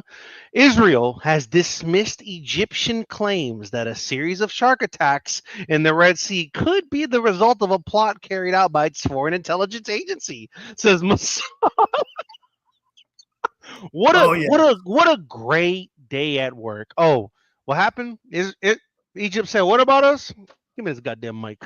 Look, man, we didn't train the sharks to do that. Now we're working on something else, okay? We want to do Sharknado. We're working on Sharknado, but we're not sending them to attack people on the beach. Now that might give us an idea, but that's not what we're doing at this moment. What I don't know, like, I'm not sure if at this time in Sharm el Sheikh, like, Israeli citizens might not have been allowed there right then at that time. I can't remember. But as of today, Mr. Suleiman, you can go take your happy ass right to Egypt and go right to the resort area of Sharm el Sheikh, and you're gonna see Israeli women sitting there getting a tan in bikinis, and Israeli men in board shorts and Speedos right there.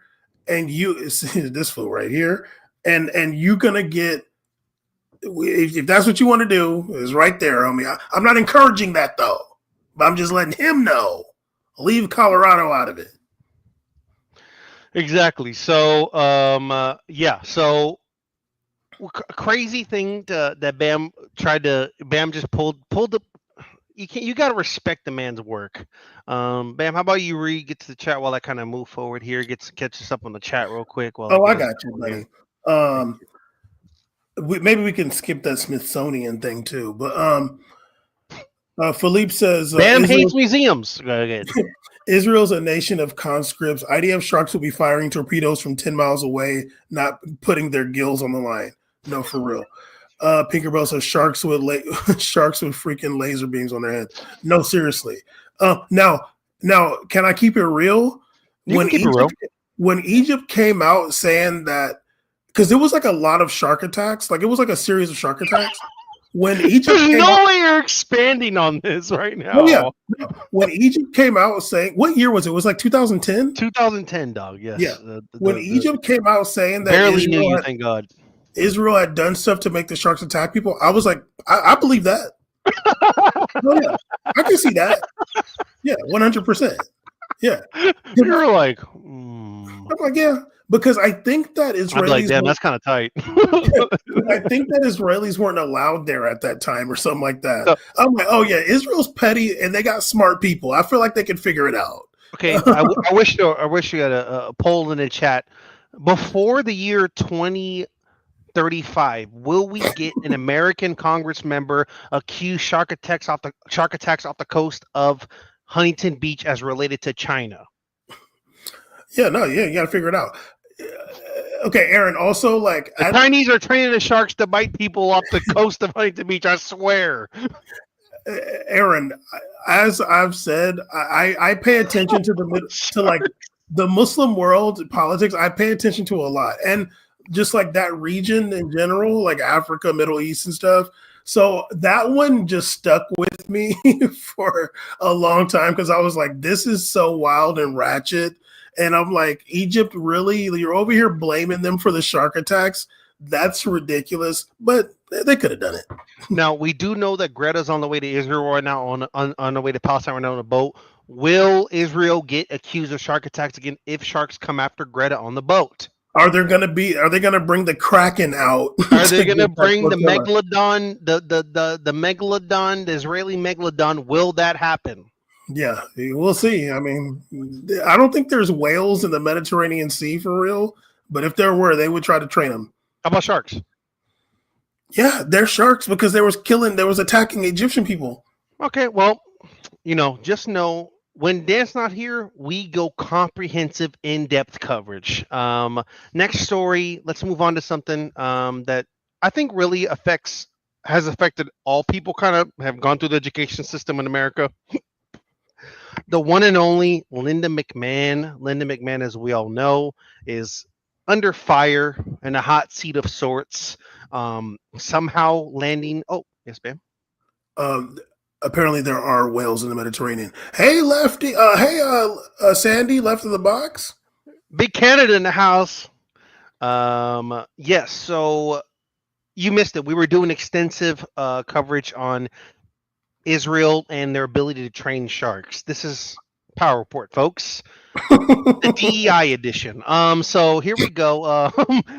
So what we got here, so Linda McMahon, famously the wife of known demon lord, Vince McMahon, is somehow landed a prominent position, or is trying to land a prominent position in the White House Department of Education.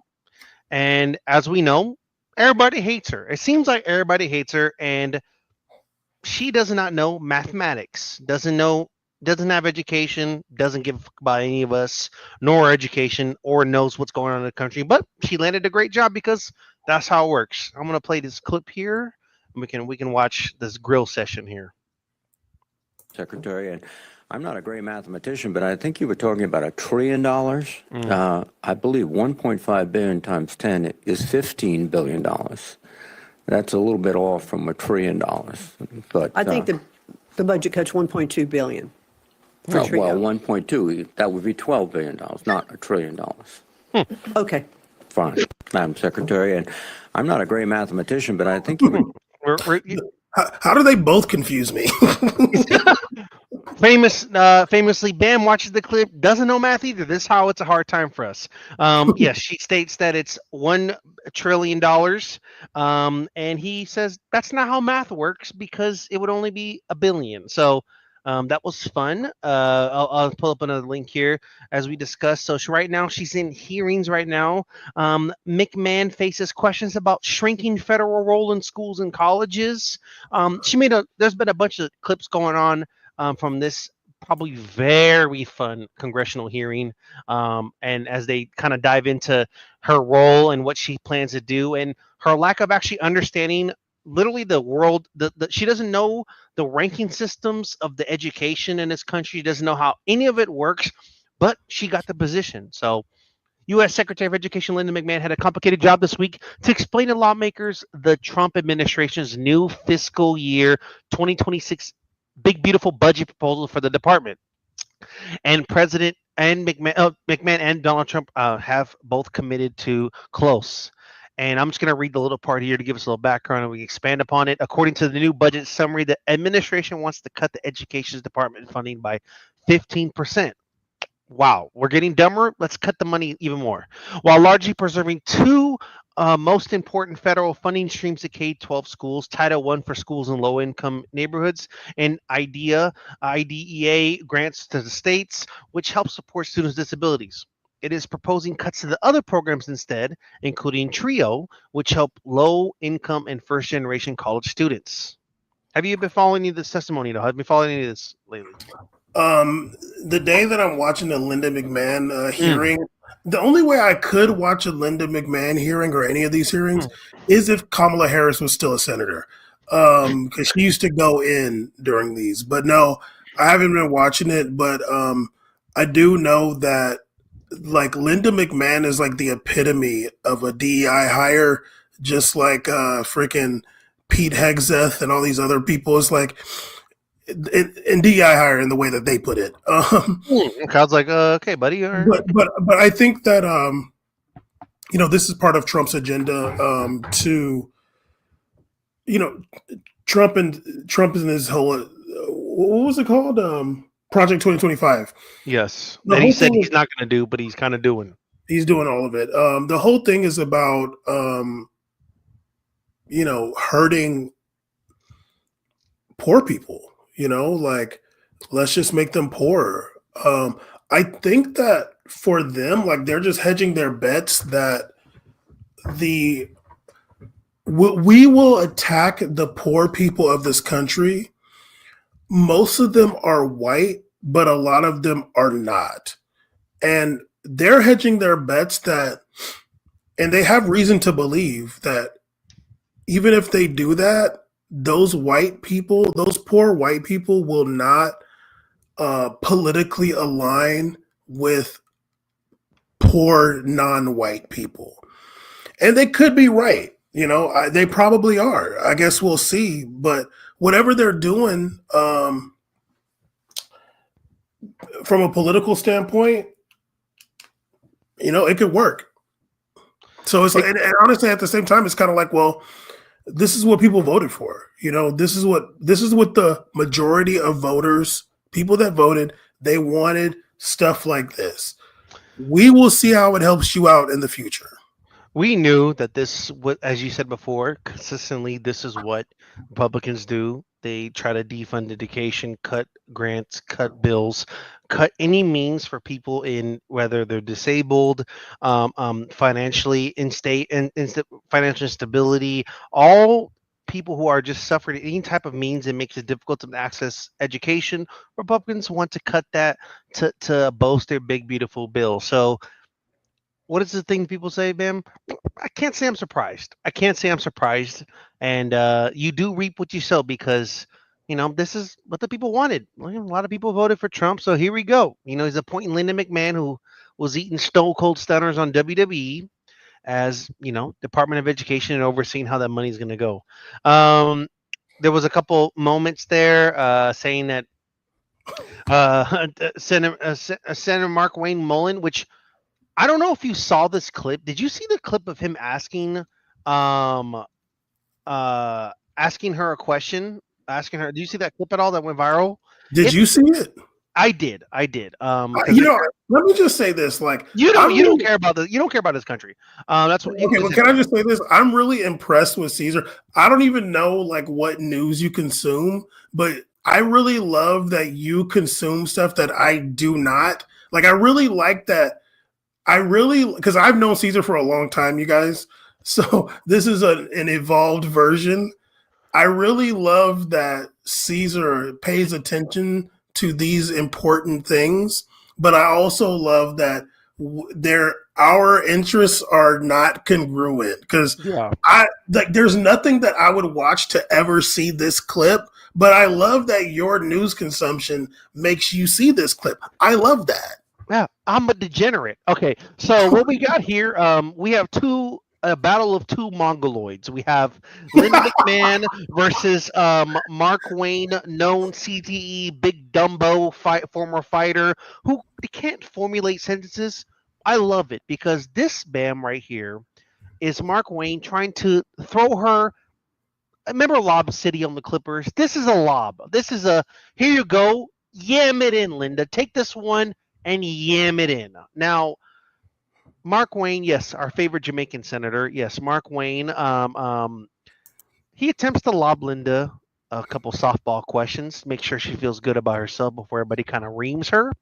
And seems to be a little bit struggling going on here. So let's check out some of this right here. Of sanity or insanity? Insanity.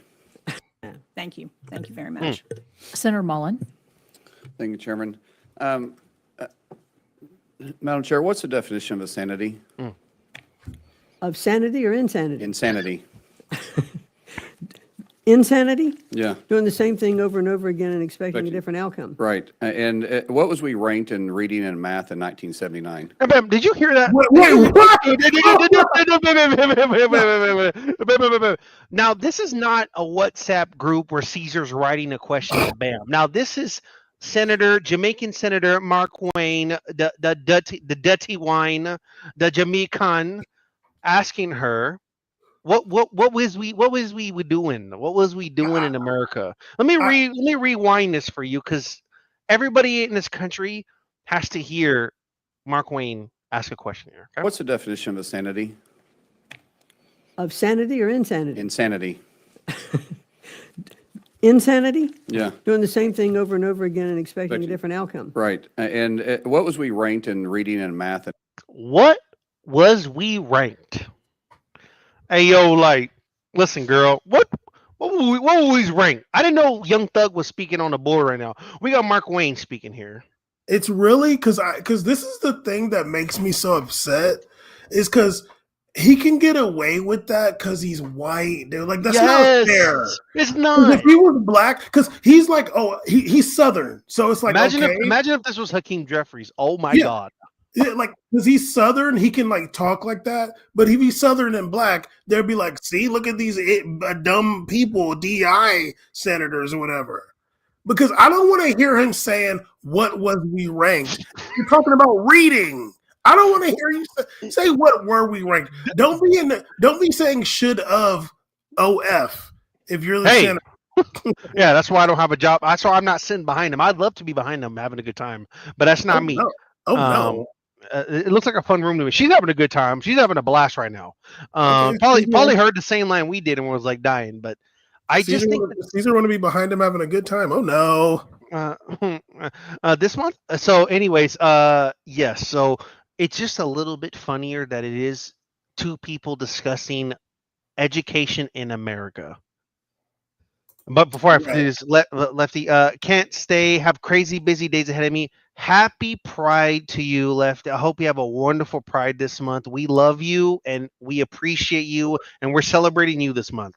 Listen here, the allyship in 2025, you got to do something gay. If you're an ally, you got to do it. You got to do something gay. We getting gay around here. Let's go. The 1979. Don't be playing. I'm sorry, what? And what was we ranked in reading and math in 1979? I'm sorry, what? What was we ranked nationally? In Yes, math? yes. This is what I want to show you. He stands on business. Look at his face, man. Look at his fucking face, dude. This He is a doesn't true even social know. user. No, He doesn't even know that that's it not wasn't an proper accident. It wasn't an accident. 1979. I'm sorry, what? What was we ranked nationally in math and reading in 1979? We were very, very low on the totem pole. We're number one in 1979. Today, Oh, in 1979. 1979. Sorry. Okay. In 1979, we were ranked number one in around the world. Today, in reading, we are ranked. I know you didn't miss that little part there. He states what were you ranked? What was we ranked in 1979 nationally? At the end of the sentence, he says worldwide. So we're just throwing word vomit out, and we're just gonna we're trying to make it work, and these two are supposed to be in the same team. Are you feeling the is this helping anybody? No, they both look dumb as hell, and Right. but hey, man, Oklahoma voted this man in. I'll give her credit because She did say, what was that? At least when she responded, like when she asked him to clarify, she said, "Oh, what were we ranked?" Like at least she said "were," but he still repeated "was." We've gone to the point where we're given points for grammar. This is how low we have to stoop. We have to give motherfuckers grammar points. At least she used past tense. We're really happy about the past tense usage here. In mathematics, we're ranked 28th. It's not working. What we're doing is not working. We're throwing money at the problem today. We have. Yeah, anyways, I don't want to hear about Mark Mullen. Mark Mullen, honestly, fuck you, dog, respectfully. I don't want to hear. I said I'm not supposed to cuss, but he's a horrible person, and it's fine with that. So yeah, we have a couple things here. As we all know, there's basically a war on education right now. Donald Trump thinks the best way, which is right. The dumber you make America, the more he can get voted in and do what he wants. That's a fact. Trump is threatening to withhold New York's education funding unless racist mascotting returns. Oh yeah. Standing on business over here. And we got here. Sometimes the irony doesn't just burn; it flays the skin. Ooh, bars right now. Donald Trump's education secretary Linda McMahon, she and her family are longtime overlords. I think I wrote this article of wrestling entertainment, has made billions in part by having her wrestlers embody ethnic and racial stereotypes to the thrill of the crowd. True. Okay, we're really getting into someone's a wrestling fan. Wow, there's a lot of wrestling here. She announced that Trump will pull because of this so-called race. Oh, here we go. The shamelessness has reached a peak on May 31st when McMahon held a press conference at Massapequa. I can't pronounce that.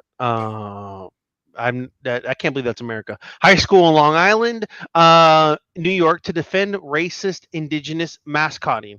Linda, wow, big words today. Exasperated? You said something. The state's ban on huh? You said something racist. What'd I do? That the name of the high school. You said I can't believe that's America. That's an indigenous name. Yeah, it should be indigenous, not America.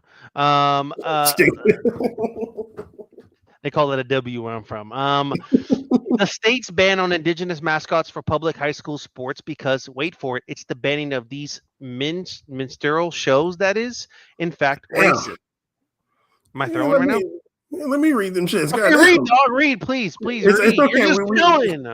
Well, you can ask me. What was we doing? Are you reading? You can ask me to read it. Can you read? Hyper as hell. Well, no, I did hear about this story that there was this school, they're trying to like get rid of their mascot. And of course it became big news because they're just focusing on any freaking culture war issue while they take people's Medicare because we're all going to die anyway, and they continue to exasperate the genocide in Gaza. But in the chat, by the way, shout out absolutely Citron. Hope you're having a good night. I just got out of the ER, but I'm alive. Look out for the norovirus. I'm glad you're feeling better. We're happy you're out of the ER. I'm sorry you went through that. Yeah, and Pinkerbell, as you said, I wasn't born in this country, so when I see someone else get illiterate, I get real literate. Bam, no comments from you, please, anymore. Yeah, so glad you're feeling better, Citron, and yes, guys, take zinc or something. But yeah, watch out. It's really funny though because they're doing this. Obviously, these people are racist as hell, but am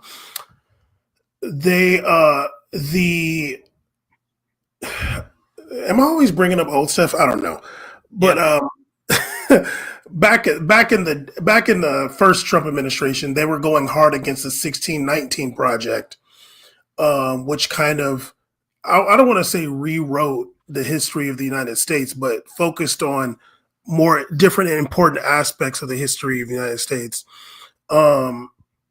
The Trump administration then released the 1776 Project, which was supposed to be like their patriotic response to the 1619 Project.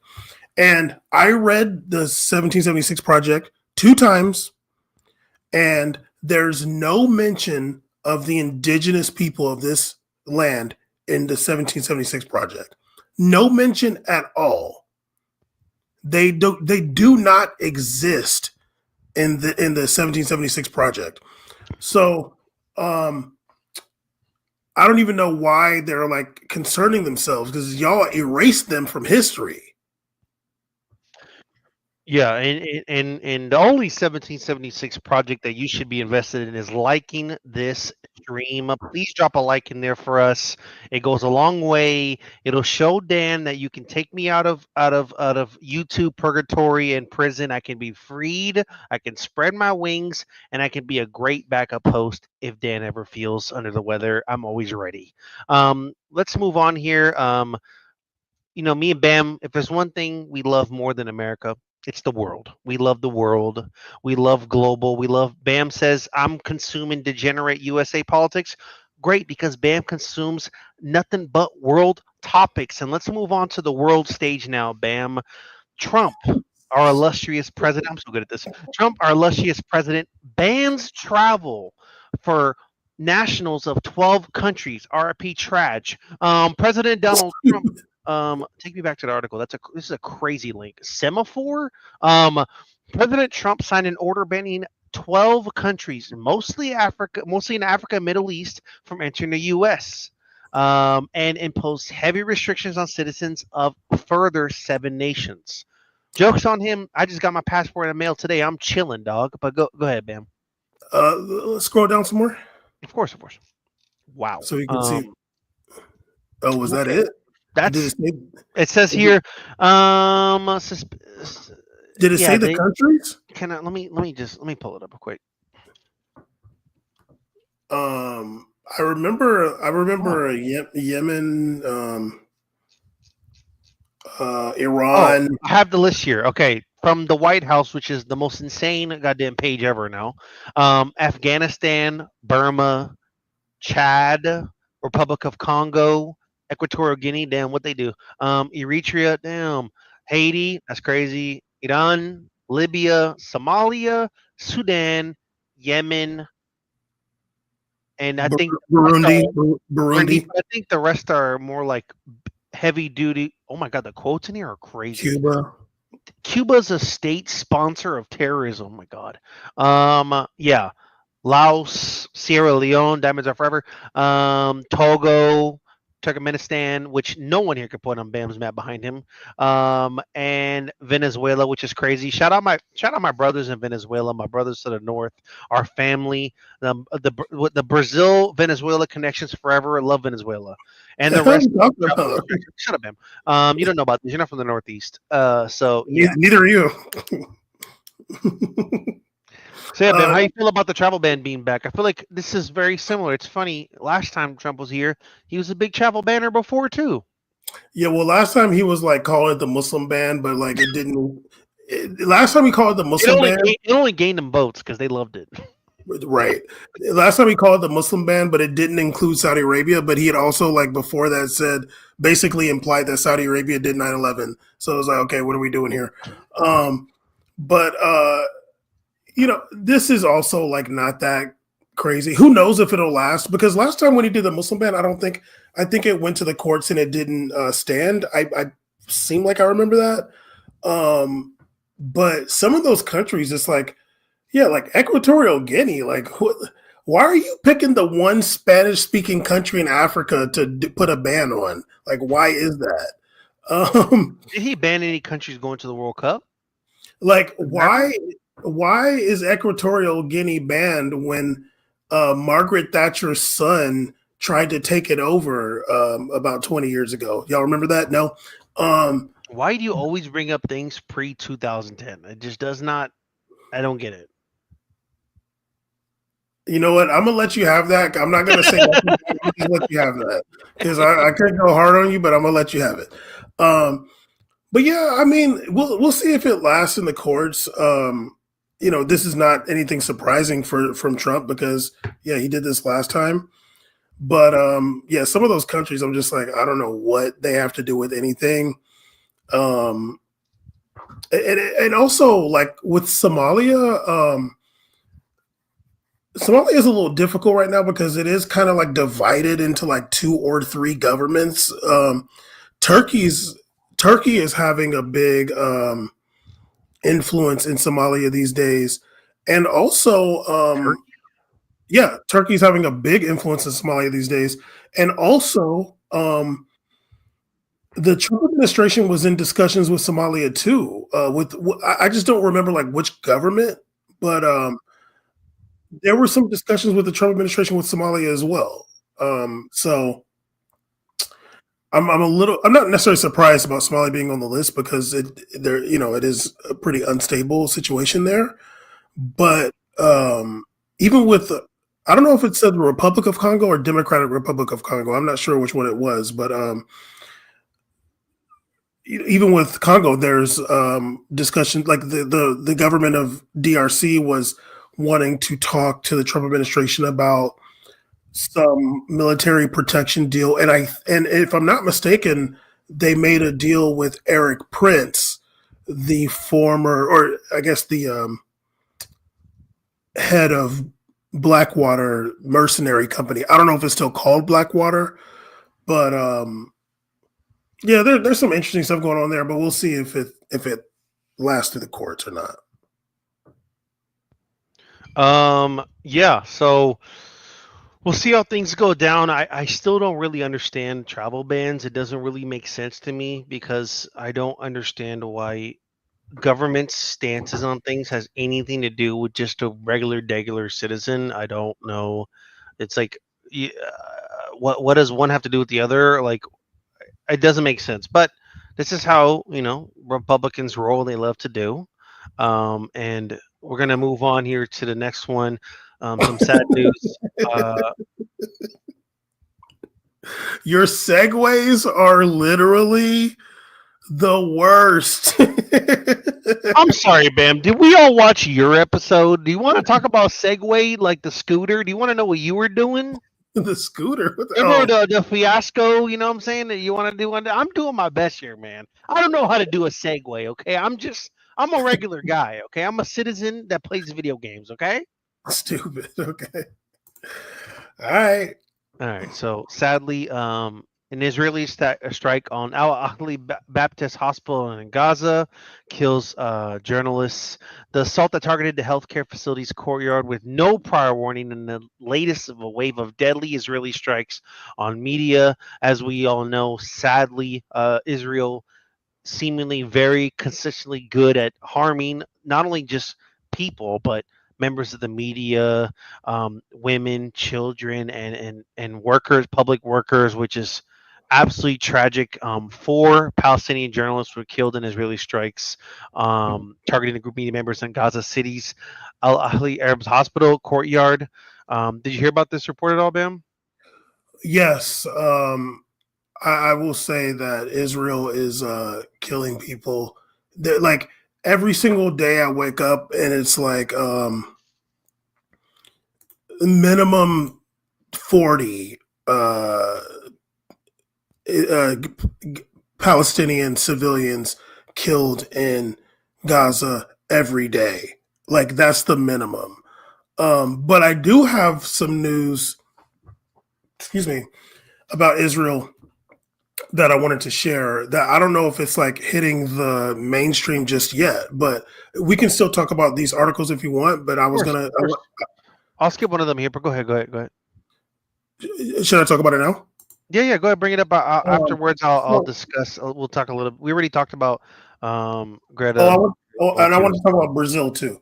But yeah, I brought up a Brazil one. We can throw hands. Go ahead. Stupid. No, it's actually praising Brazil. Okay. But so one of the Israeli opposition politicians, just like the other day, like recently, came out and credibly accused. Like I have to use the word accused, but like this is like a known fact throughout like the Israeli government and military at this point. But this, and it was like supposed to be a secret. This politician let the cat out the bag, basically. That the Netanyahu, like the Israeli military, has been arming a separate militant group within Gaza. And I'm sure, like with a simple Google search, I'm sure some articles might come up. But because I think I saw it on like France 24 on YouTube or something like that. But yeah, like they have been arming a separate militant group within Gaza. They were saying like, oh, this group has links to ISIS, whatever. I don't know about all that, but it could be the case. But this is another group that it seems like Netanyahu and them are trying to like leverage this militant group against Hamas. Once the situation changes, they want to like try to use this group to fight against Hamas, or they want to arm this group now like they did with Hamas early, so that there's still like an element within Gaza that they have to fight and justify killing civilians. I don't know which one it is, but Netanyahu and them got called out early. Did you find anything yet? No. Oh, you weren't paying attention. Gotcha. I wasn't looking up. I thought you pulled it up and you're going to share me the link, but that's not how the game works, I guess. No, that was no. Yeah, you know, I know you were looking at some other stuff like you used to do when we made it, but yeah, if just Google Netanyahu government arming militant group in Gaza or something like that. Okay. You found something already? Yeah. Yeah, so that's big news. I don't know if the Free Palestiners are really talking about it just yet. Like, I'm not sure, because Israel did also bomb Beirut today. Some like different suburbs. They said they were targeting Hezbollah drones, but they did do that. Well, let's see. Netanyahu confirmed Israel. Yes.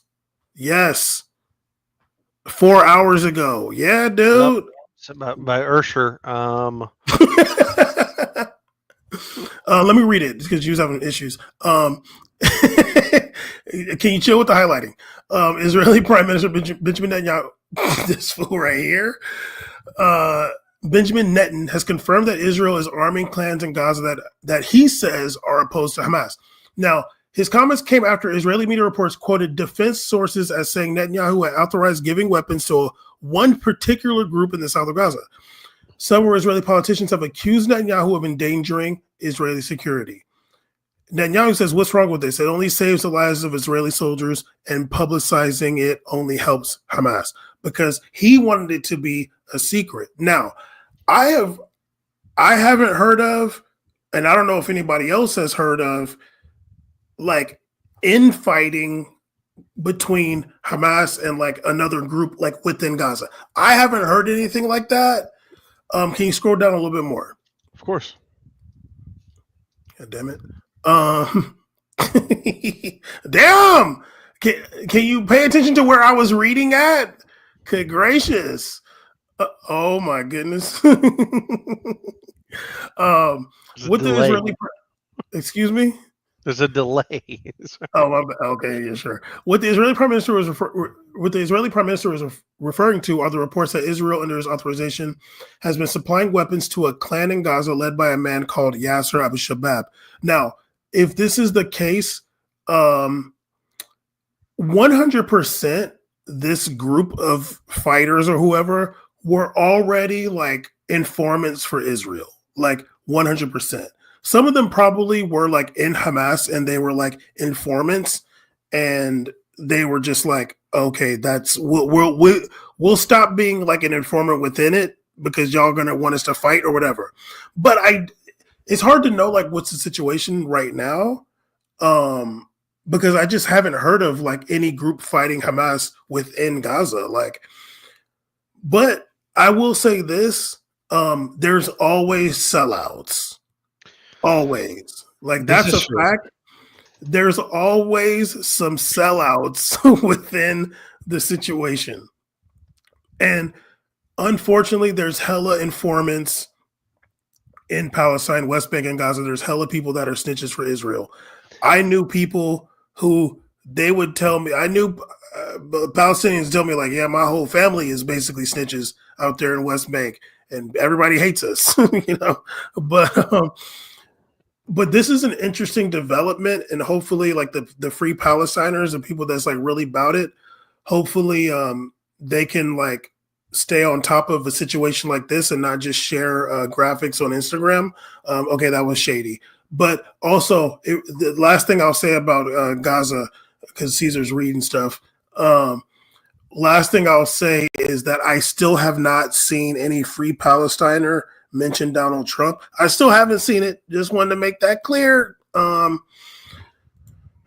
Pinkerbell says, I'm old enough to remember how arming factions always ends. You know, the unfortunate thing is that Israel armed Hamas, and you know, in a way, at least for like somebody like Netanyahu, you can say it worked out for him, because you know, he's able to like stay in his position politically because of this ongoing war. And you know, Hamas is a religious organization, and in the Arab world, the religious people never succeeded. Like the religious people were always puppets of the West, of Whitey. The secular movements were the movements that the Whitey was afraid of. Israel armed Hamas against the PLO, a secular organization. They didn't want the PLO had international ties in Libya, in Ireland, in different places with like South Africa and stuff like that. Hamas, who's their allies? Qatar? Like, so Israel is not afraid of Hamas for real. It's just something, it's just a pawn, really. And all of the religious, you know, fighting movements, they were all trash, and or they were funded and armed by Whitey. That includes Osama bin Laden. Yeah, and I think like when you come to arming factions, like you said, ma'am, there's always a rat. There's always somebody that's gonna flip. you're making shit real messy, and the blowback either way, it just is not. It's not a clean way to doing things. As if anything is, it's gonna make shit bad and messy, and it's really unfortunate that at the expense of so much turmoil, violence, and destruction, that this occurs, and when we have people that flip, but that's just the nature of humans. They flip, and we have stuff like that happen a lot. Right. Let's look at your favorite senator from South Carolina, who if he was living his true self, would be celebrating Pride with us. Lindsey Graham sees a picture of Greta Thunberg on a ship, the flotilla that's going to bring aid to Gaza, and he says, "Hope Greta and her friends can swim." Now, I'm gonna say this: they probably can, but I really hope that Israel doesn't attack that ship like they did whatever year that was, that Turkish flotilla. They like helicoptered commandos onto that shit. They started shooting people. So I really hope they won't do that. They won't do that. I don't think they will. I really hope not. But the Israeli military is very brazen. They have also sunk an American ship in the past.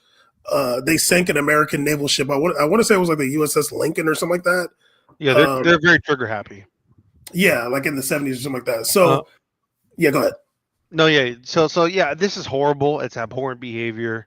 It's not it's at least bring up sharks. That he didn't go hard at all. He didn't talk about any shark attacks. He didn't say any of that. He just. And I'll just say this: shout out Greta. I think what she's doing is really dope. I think it's really cool to. I got to watch some of her. The video of her being interviewed talking about, I have a platform, I want to do something about it. She's always doing something about it. When people are saying that she's not doing anything, you don't know that. And I taking action in your own hands, bringing aid, regardless of the amount, however it is, action speaks louder than words. Shout out to Greta for being a real one. Absolutely. I hope that there's people out there saying, I hope there's not people on the left saying she's not doing anything. I can see people on the right saying that, but I don't think so, because I feel like only the right is kind of dunking on her, and I don't think you really want to be on that team right now. From what I know, I'm not on Twitter. It could be crazy, but on Twitter, it's not really humans talking, so I don't know what's going on there. Right. I would hope there's not like cynical lefty people. I'm sure like Jimmy Dore says that, but Lindsey Graham, you're whack as hell for the shit. Are you going to talk about the farmer deal that Lula's trying to urge? No, I'm not. What were you talking about when it comes to Brazil? I didn't know we were going to bring up Brazil. I'm not done with the Middle East yet. Nice try. I do want to say that did you eye roll? I do want to say that we are seeing countries in Europe that have historically supported Israel in one way or another are getting the beginnings of questioning, and you had the Chancellor of Germany, Friedrich Merz, saying, I'm paraphrasing, but something like, I don't really understand like what Israel's doing anymore, kind of thing. Basically that what they're doing now is not like protecting themselves from terrorism or anything like that. You've seen France and the UK come out talking about kind of like embargoes against Israel. We'll see what happens with that. I mean, I don't think it's enough to just have like the leaders of the country saying something. They still also have defense industries that they're involved with, but it is nice to see that there's some countries that have like historically supported Israel saying, dude, what the hell's going on here? And I hope that leads to something soon, because Israel is trash. Israel's trash, and it's crazy that they've been able to go this hard for this long. No burnout in sight, and best no damn opposition either. It seems like they're kind of able to do whatever they want. There's grifters on the left that get attention from talking shit on people actually doing the work too. Yeah, it's really a shame. And like I said earlier, a lot of people do a lot of yapping, but you can say what you want about how you feel about a quote or something, whatever, Greta. but you're not putting in the same work though. You're not doing the same thing. You're not dedicated to the same move and putting a sailboat and moving it across to move aid supplies over to the people of Palestine. You're putting in that real work, putting yourself in danger. Like you said, Bam, historically, Israel has done dangerous things in the past, has attacked even ally related to like a U.S. ship. So it's extremely dangerous, not only just a threat of Israel, but just weather and everything. It's extremely dangerous. But shout out to her for putting in work. She's a real one for real. Oh yeah, especially like I'm actually glad you mentioned that. The weather, the Mediterranean is dangerous waters. Is no joke. I mean, even when our Lord and Savior Joe Biden was putting that pier on, was putting that pier to the pike is building the pike again. When like they were building that pier to send an aid, the water was too choppy for it to be like stable because the Mediterranean is. I mean, I don't think people really know anything about the Mediterranean at all. There's a reason why if you read history, it's a lot of history about the seas over there. It gets crazy. The Mediterranean gets turned up.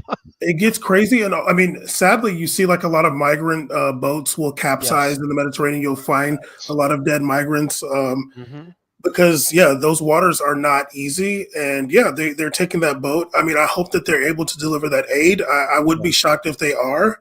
But Greta's put herself in the face of danger. Israel will shoot at people, like, because who are they answering to? And who are they answering to? And there's no accountability needed to be taken. They create their own narratives, and America goes, yeah, that's right. So shout out Greta. You doing a damn thing. So around here, Greta, you good in these parts. You're a real one. You feel me? But no, the Brazil thing I did want to talk about. I think I mentioned it earlier.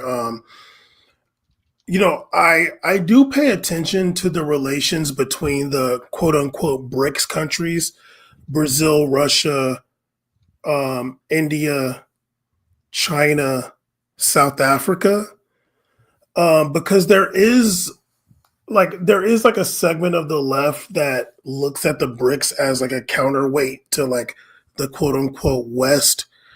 But I know you and I did talk about the slavery conditions that happened with BYD, Build Your Dreams, Chinese car company in Brazil.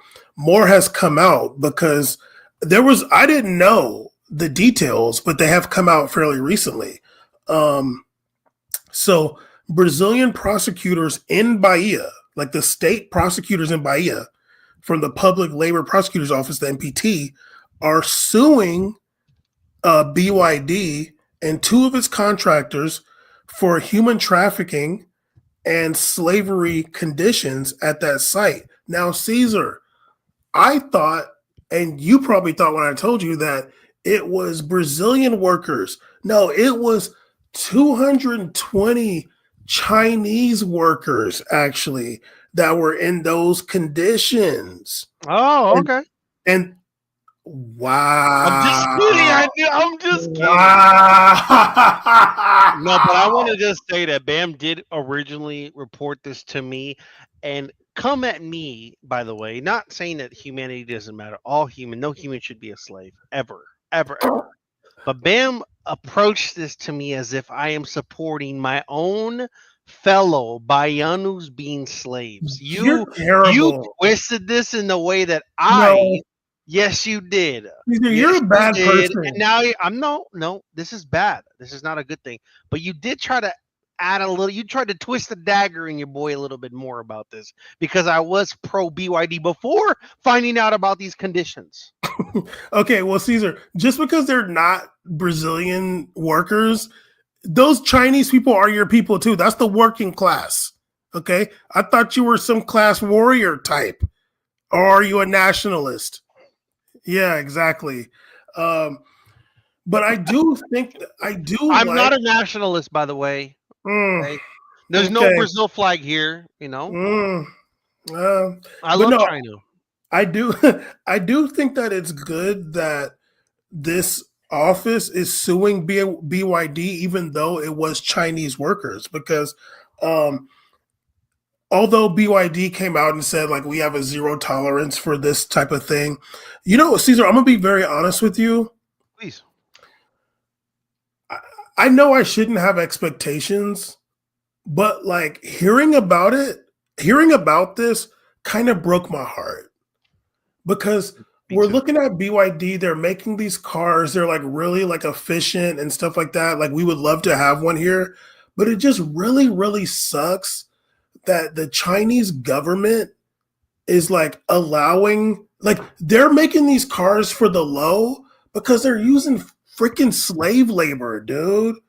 Like, hold on. Like, and BYD, like, okay, yeah, maybe it's somebody want to say like, oh, it's not the government. Like, no, like all these companies have like government oversight to the 10th degree, and it's just really unfortunate that this company is like working for BYD at the car plant should be a good middle class job, and these people are literally in slave conditions to the point where they had to be rescued by another country. Yeah. Like they had to rescue these people from their own, from like that company.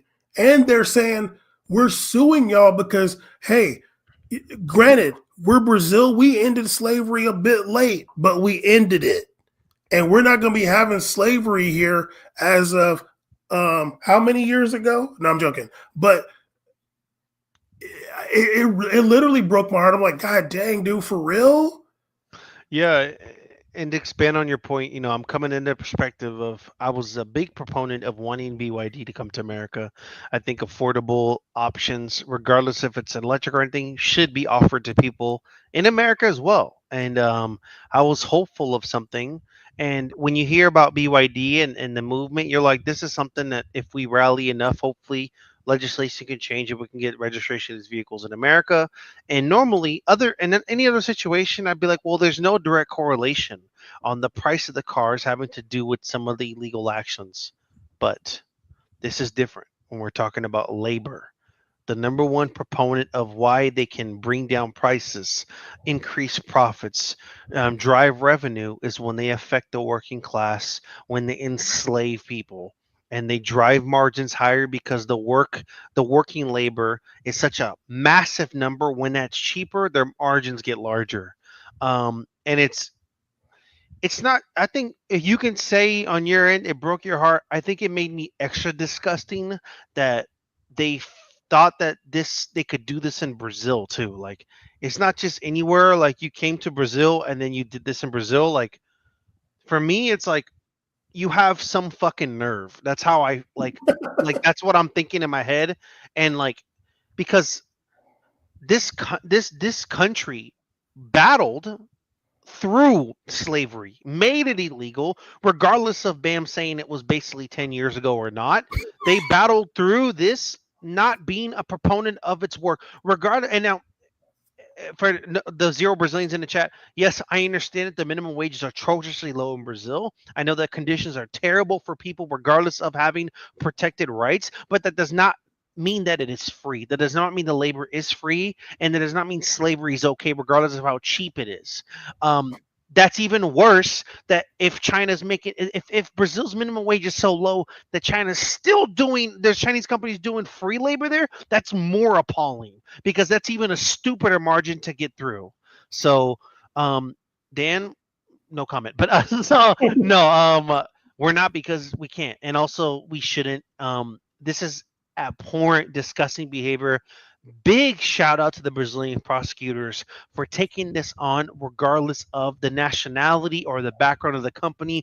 Like Bam said, this is labor happening on Brazilian soil.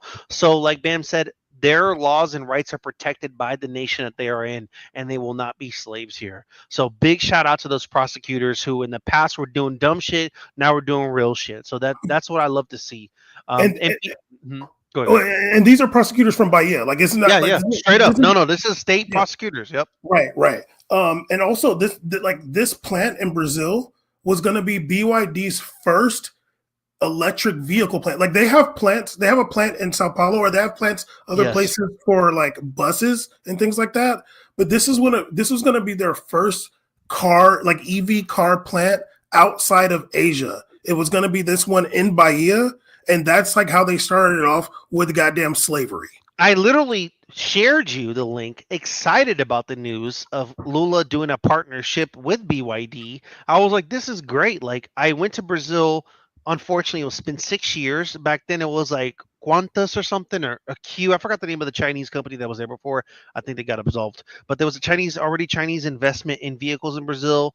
And to see, I was like, well, there must be something happening with the China's been investing so much in their production and accelerated process.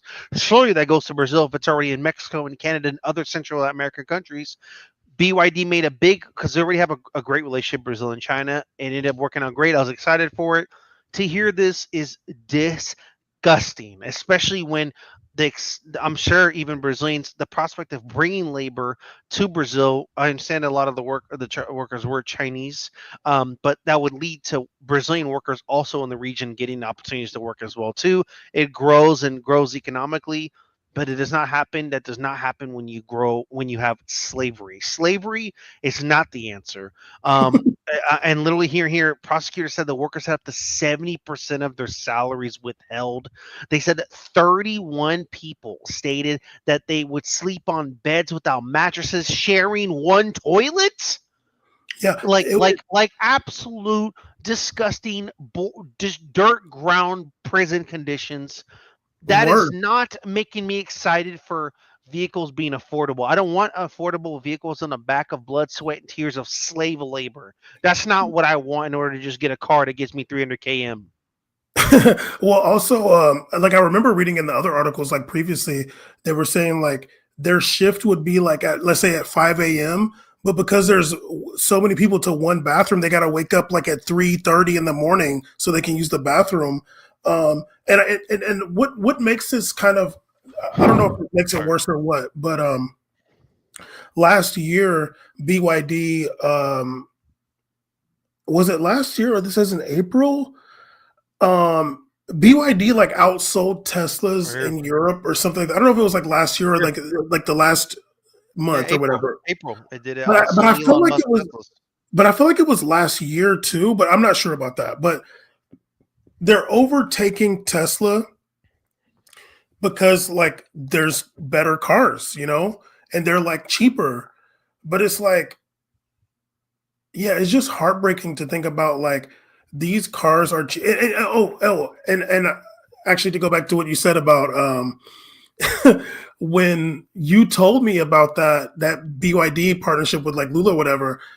Now I was like, well, I hope that it's like above board, and you were saying pro America ban and shit, and I was just like, well, no, like I'm just like, because China has a reputation for like having slaves. I gave China benefit of the doubt. Unfortunately, I don't want to have your. I don't want to have. I know you're being real and like honest. I'm trying to have that blissful ignorance about it. Like no. Come on, man. Like not everything that someone does outside of America is slave pilled. You know what I mean? No, I feel you, because even for me with BYD, like the fact that it was like heartbreaking was because I had some kind of like expectation as well.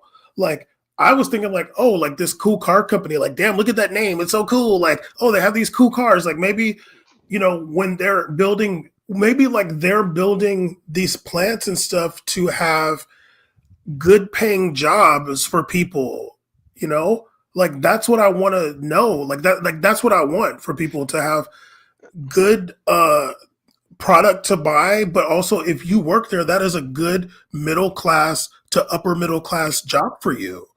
Yeah, and I, just to give a little context here, being from Salvador, Bahia, this isn't like a plant they built like in like Oklahoma in comparison to like LA. Like Comasari is like a bus ride, a solid bus ride. So probably a lot of people from Salvador, Lauro Freitas, I'll show a map here. It's really, really close to the central city area, accessible by 2 interstates. This is the vast majority, big majority of the population of Bahia. It resides in the tip of Salvador. So Comasari just right outside, not very far at all, accessible, which means high amount of traffic, opportunity for people to pick up opportunity for work, grow, expand in interior de Bahia. Not too far deep inside too. So it's really a shame. Has monkeys. There's micos everywhere. Yes, we have micos. It's true.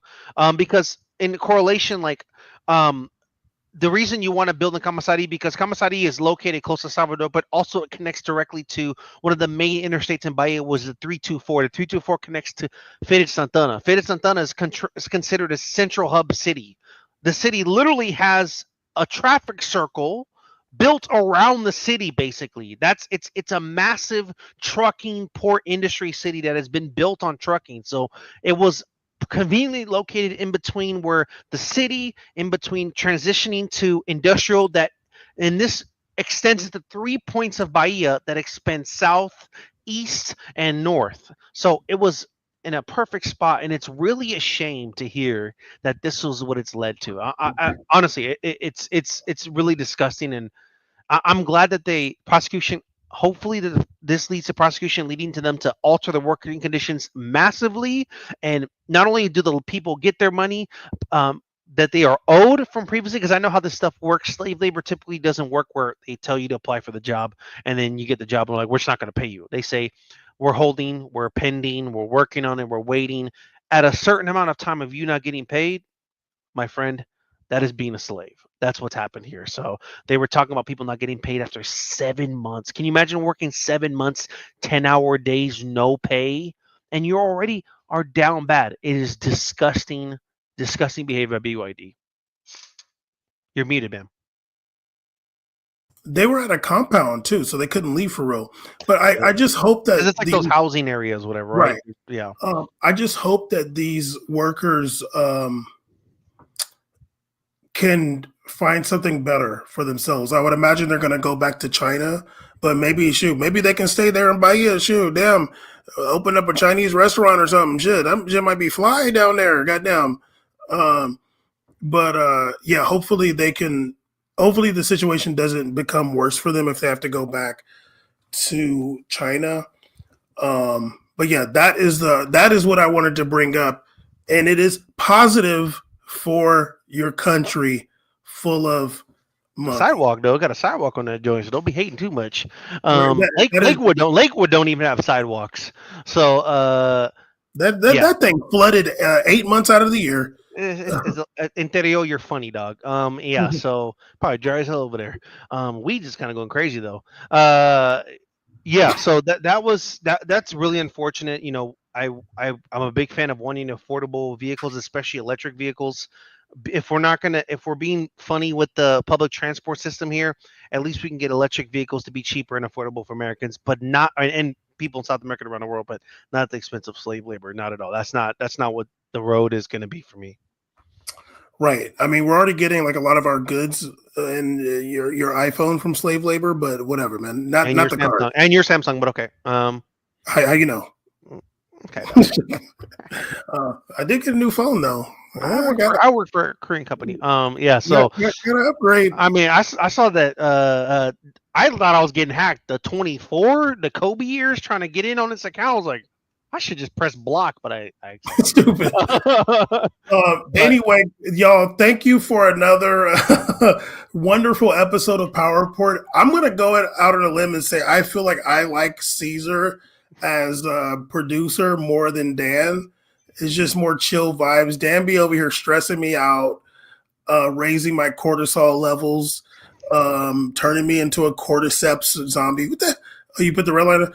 Caesar's got that red light, but he ain't got no lights. He ain't got no switch for that fan over there. I'll tell you that right now. It's too hot up in here right now.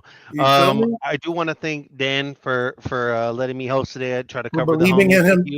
Thank you, Dan, for muting and giving Bam the access to mute me when I was trying to drop a Drake Soulja Boy clip. Please, guys, if you have a chance, like this episode. Drop a like in there, because the more likes we get, the more we can dethrone Dan, and that is always the objective. What you got to do is you're watching live, but like go back after it's over and drop a comment and just say something. Be like, Bam's ugly. He's old. Be like, Caesar's cute. Caesar left the broom on in the background. Caesar's a gorilla CD showing. Caesar's got a million shirts. Like Caesar's TV's too wide. They don't fit on the screen. Big ballin'. Yeah. Caesar's cat is annoying me. Caesar's got a gaming headset on. Power Report, please join the Discord. Power Report, shout out Power Report. We in here. Come every single week. We up in this joint. I don't know what the sign off music thing he plays It's is. okay. Pride, the Happy Pride. If Happy Pride. If you don't recognize, look, if you're just an ally, if you don't consider yourself any of the joints in the acronyms, look, I'll say this: if you're gonna go to a Pride event as an ally, you got to do something gay at the event. Yeah, consensually commit a wonderful gay act with somebody. Please, if you don't, it means that you think it's gross and you're not a real ally. Yeah, and especially if you're showing up to a Pride event and you're being real straight. Yeah, no, not anymore. No, those days are over. No. So yes, the power. What does Dan say? The power is always within you. No pause. Yes. So thank you guys, Pinkerbell, Dan, Aaron, Bad Lefty, Mo, Citron. Shout out to all of y'all. Left of the box, Sandy. You feel me?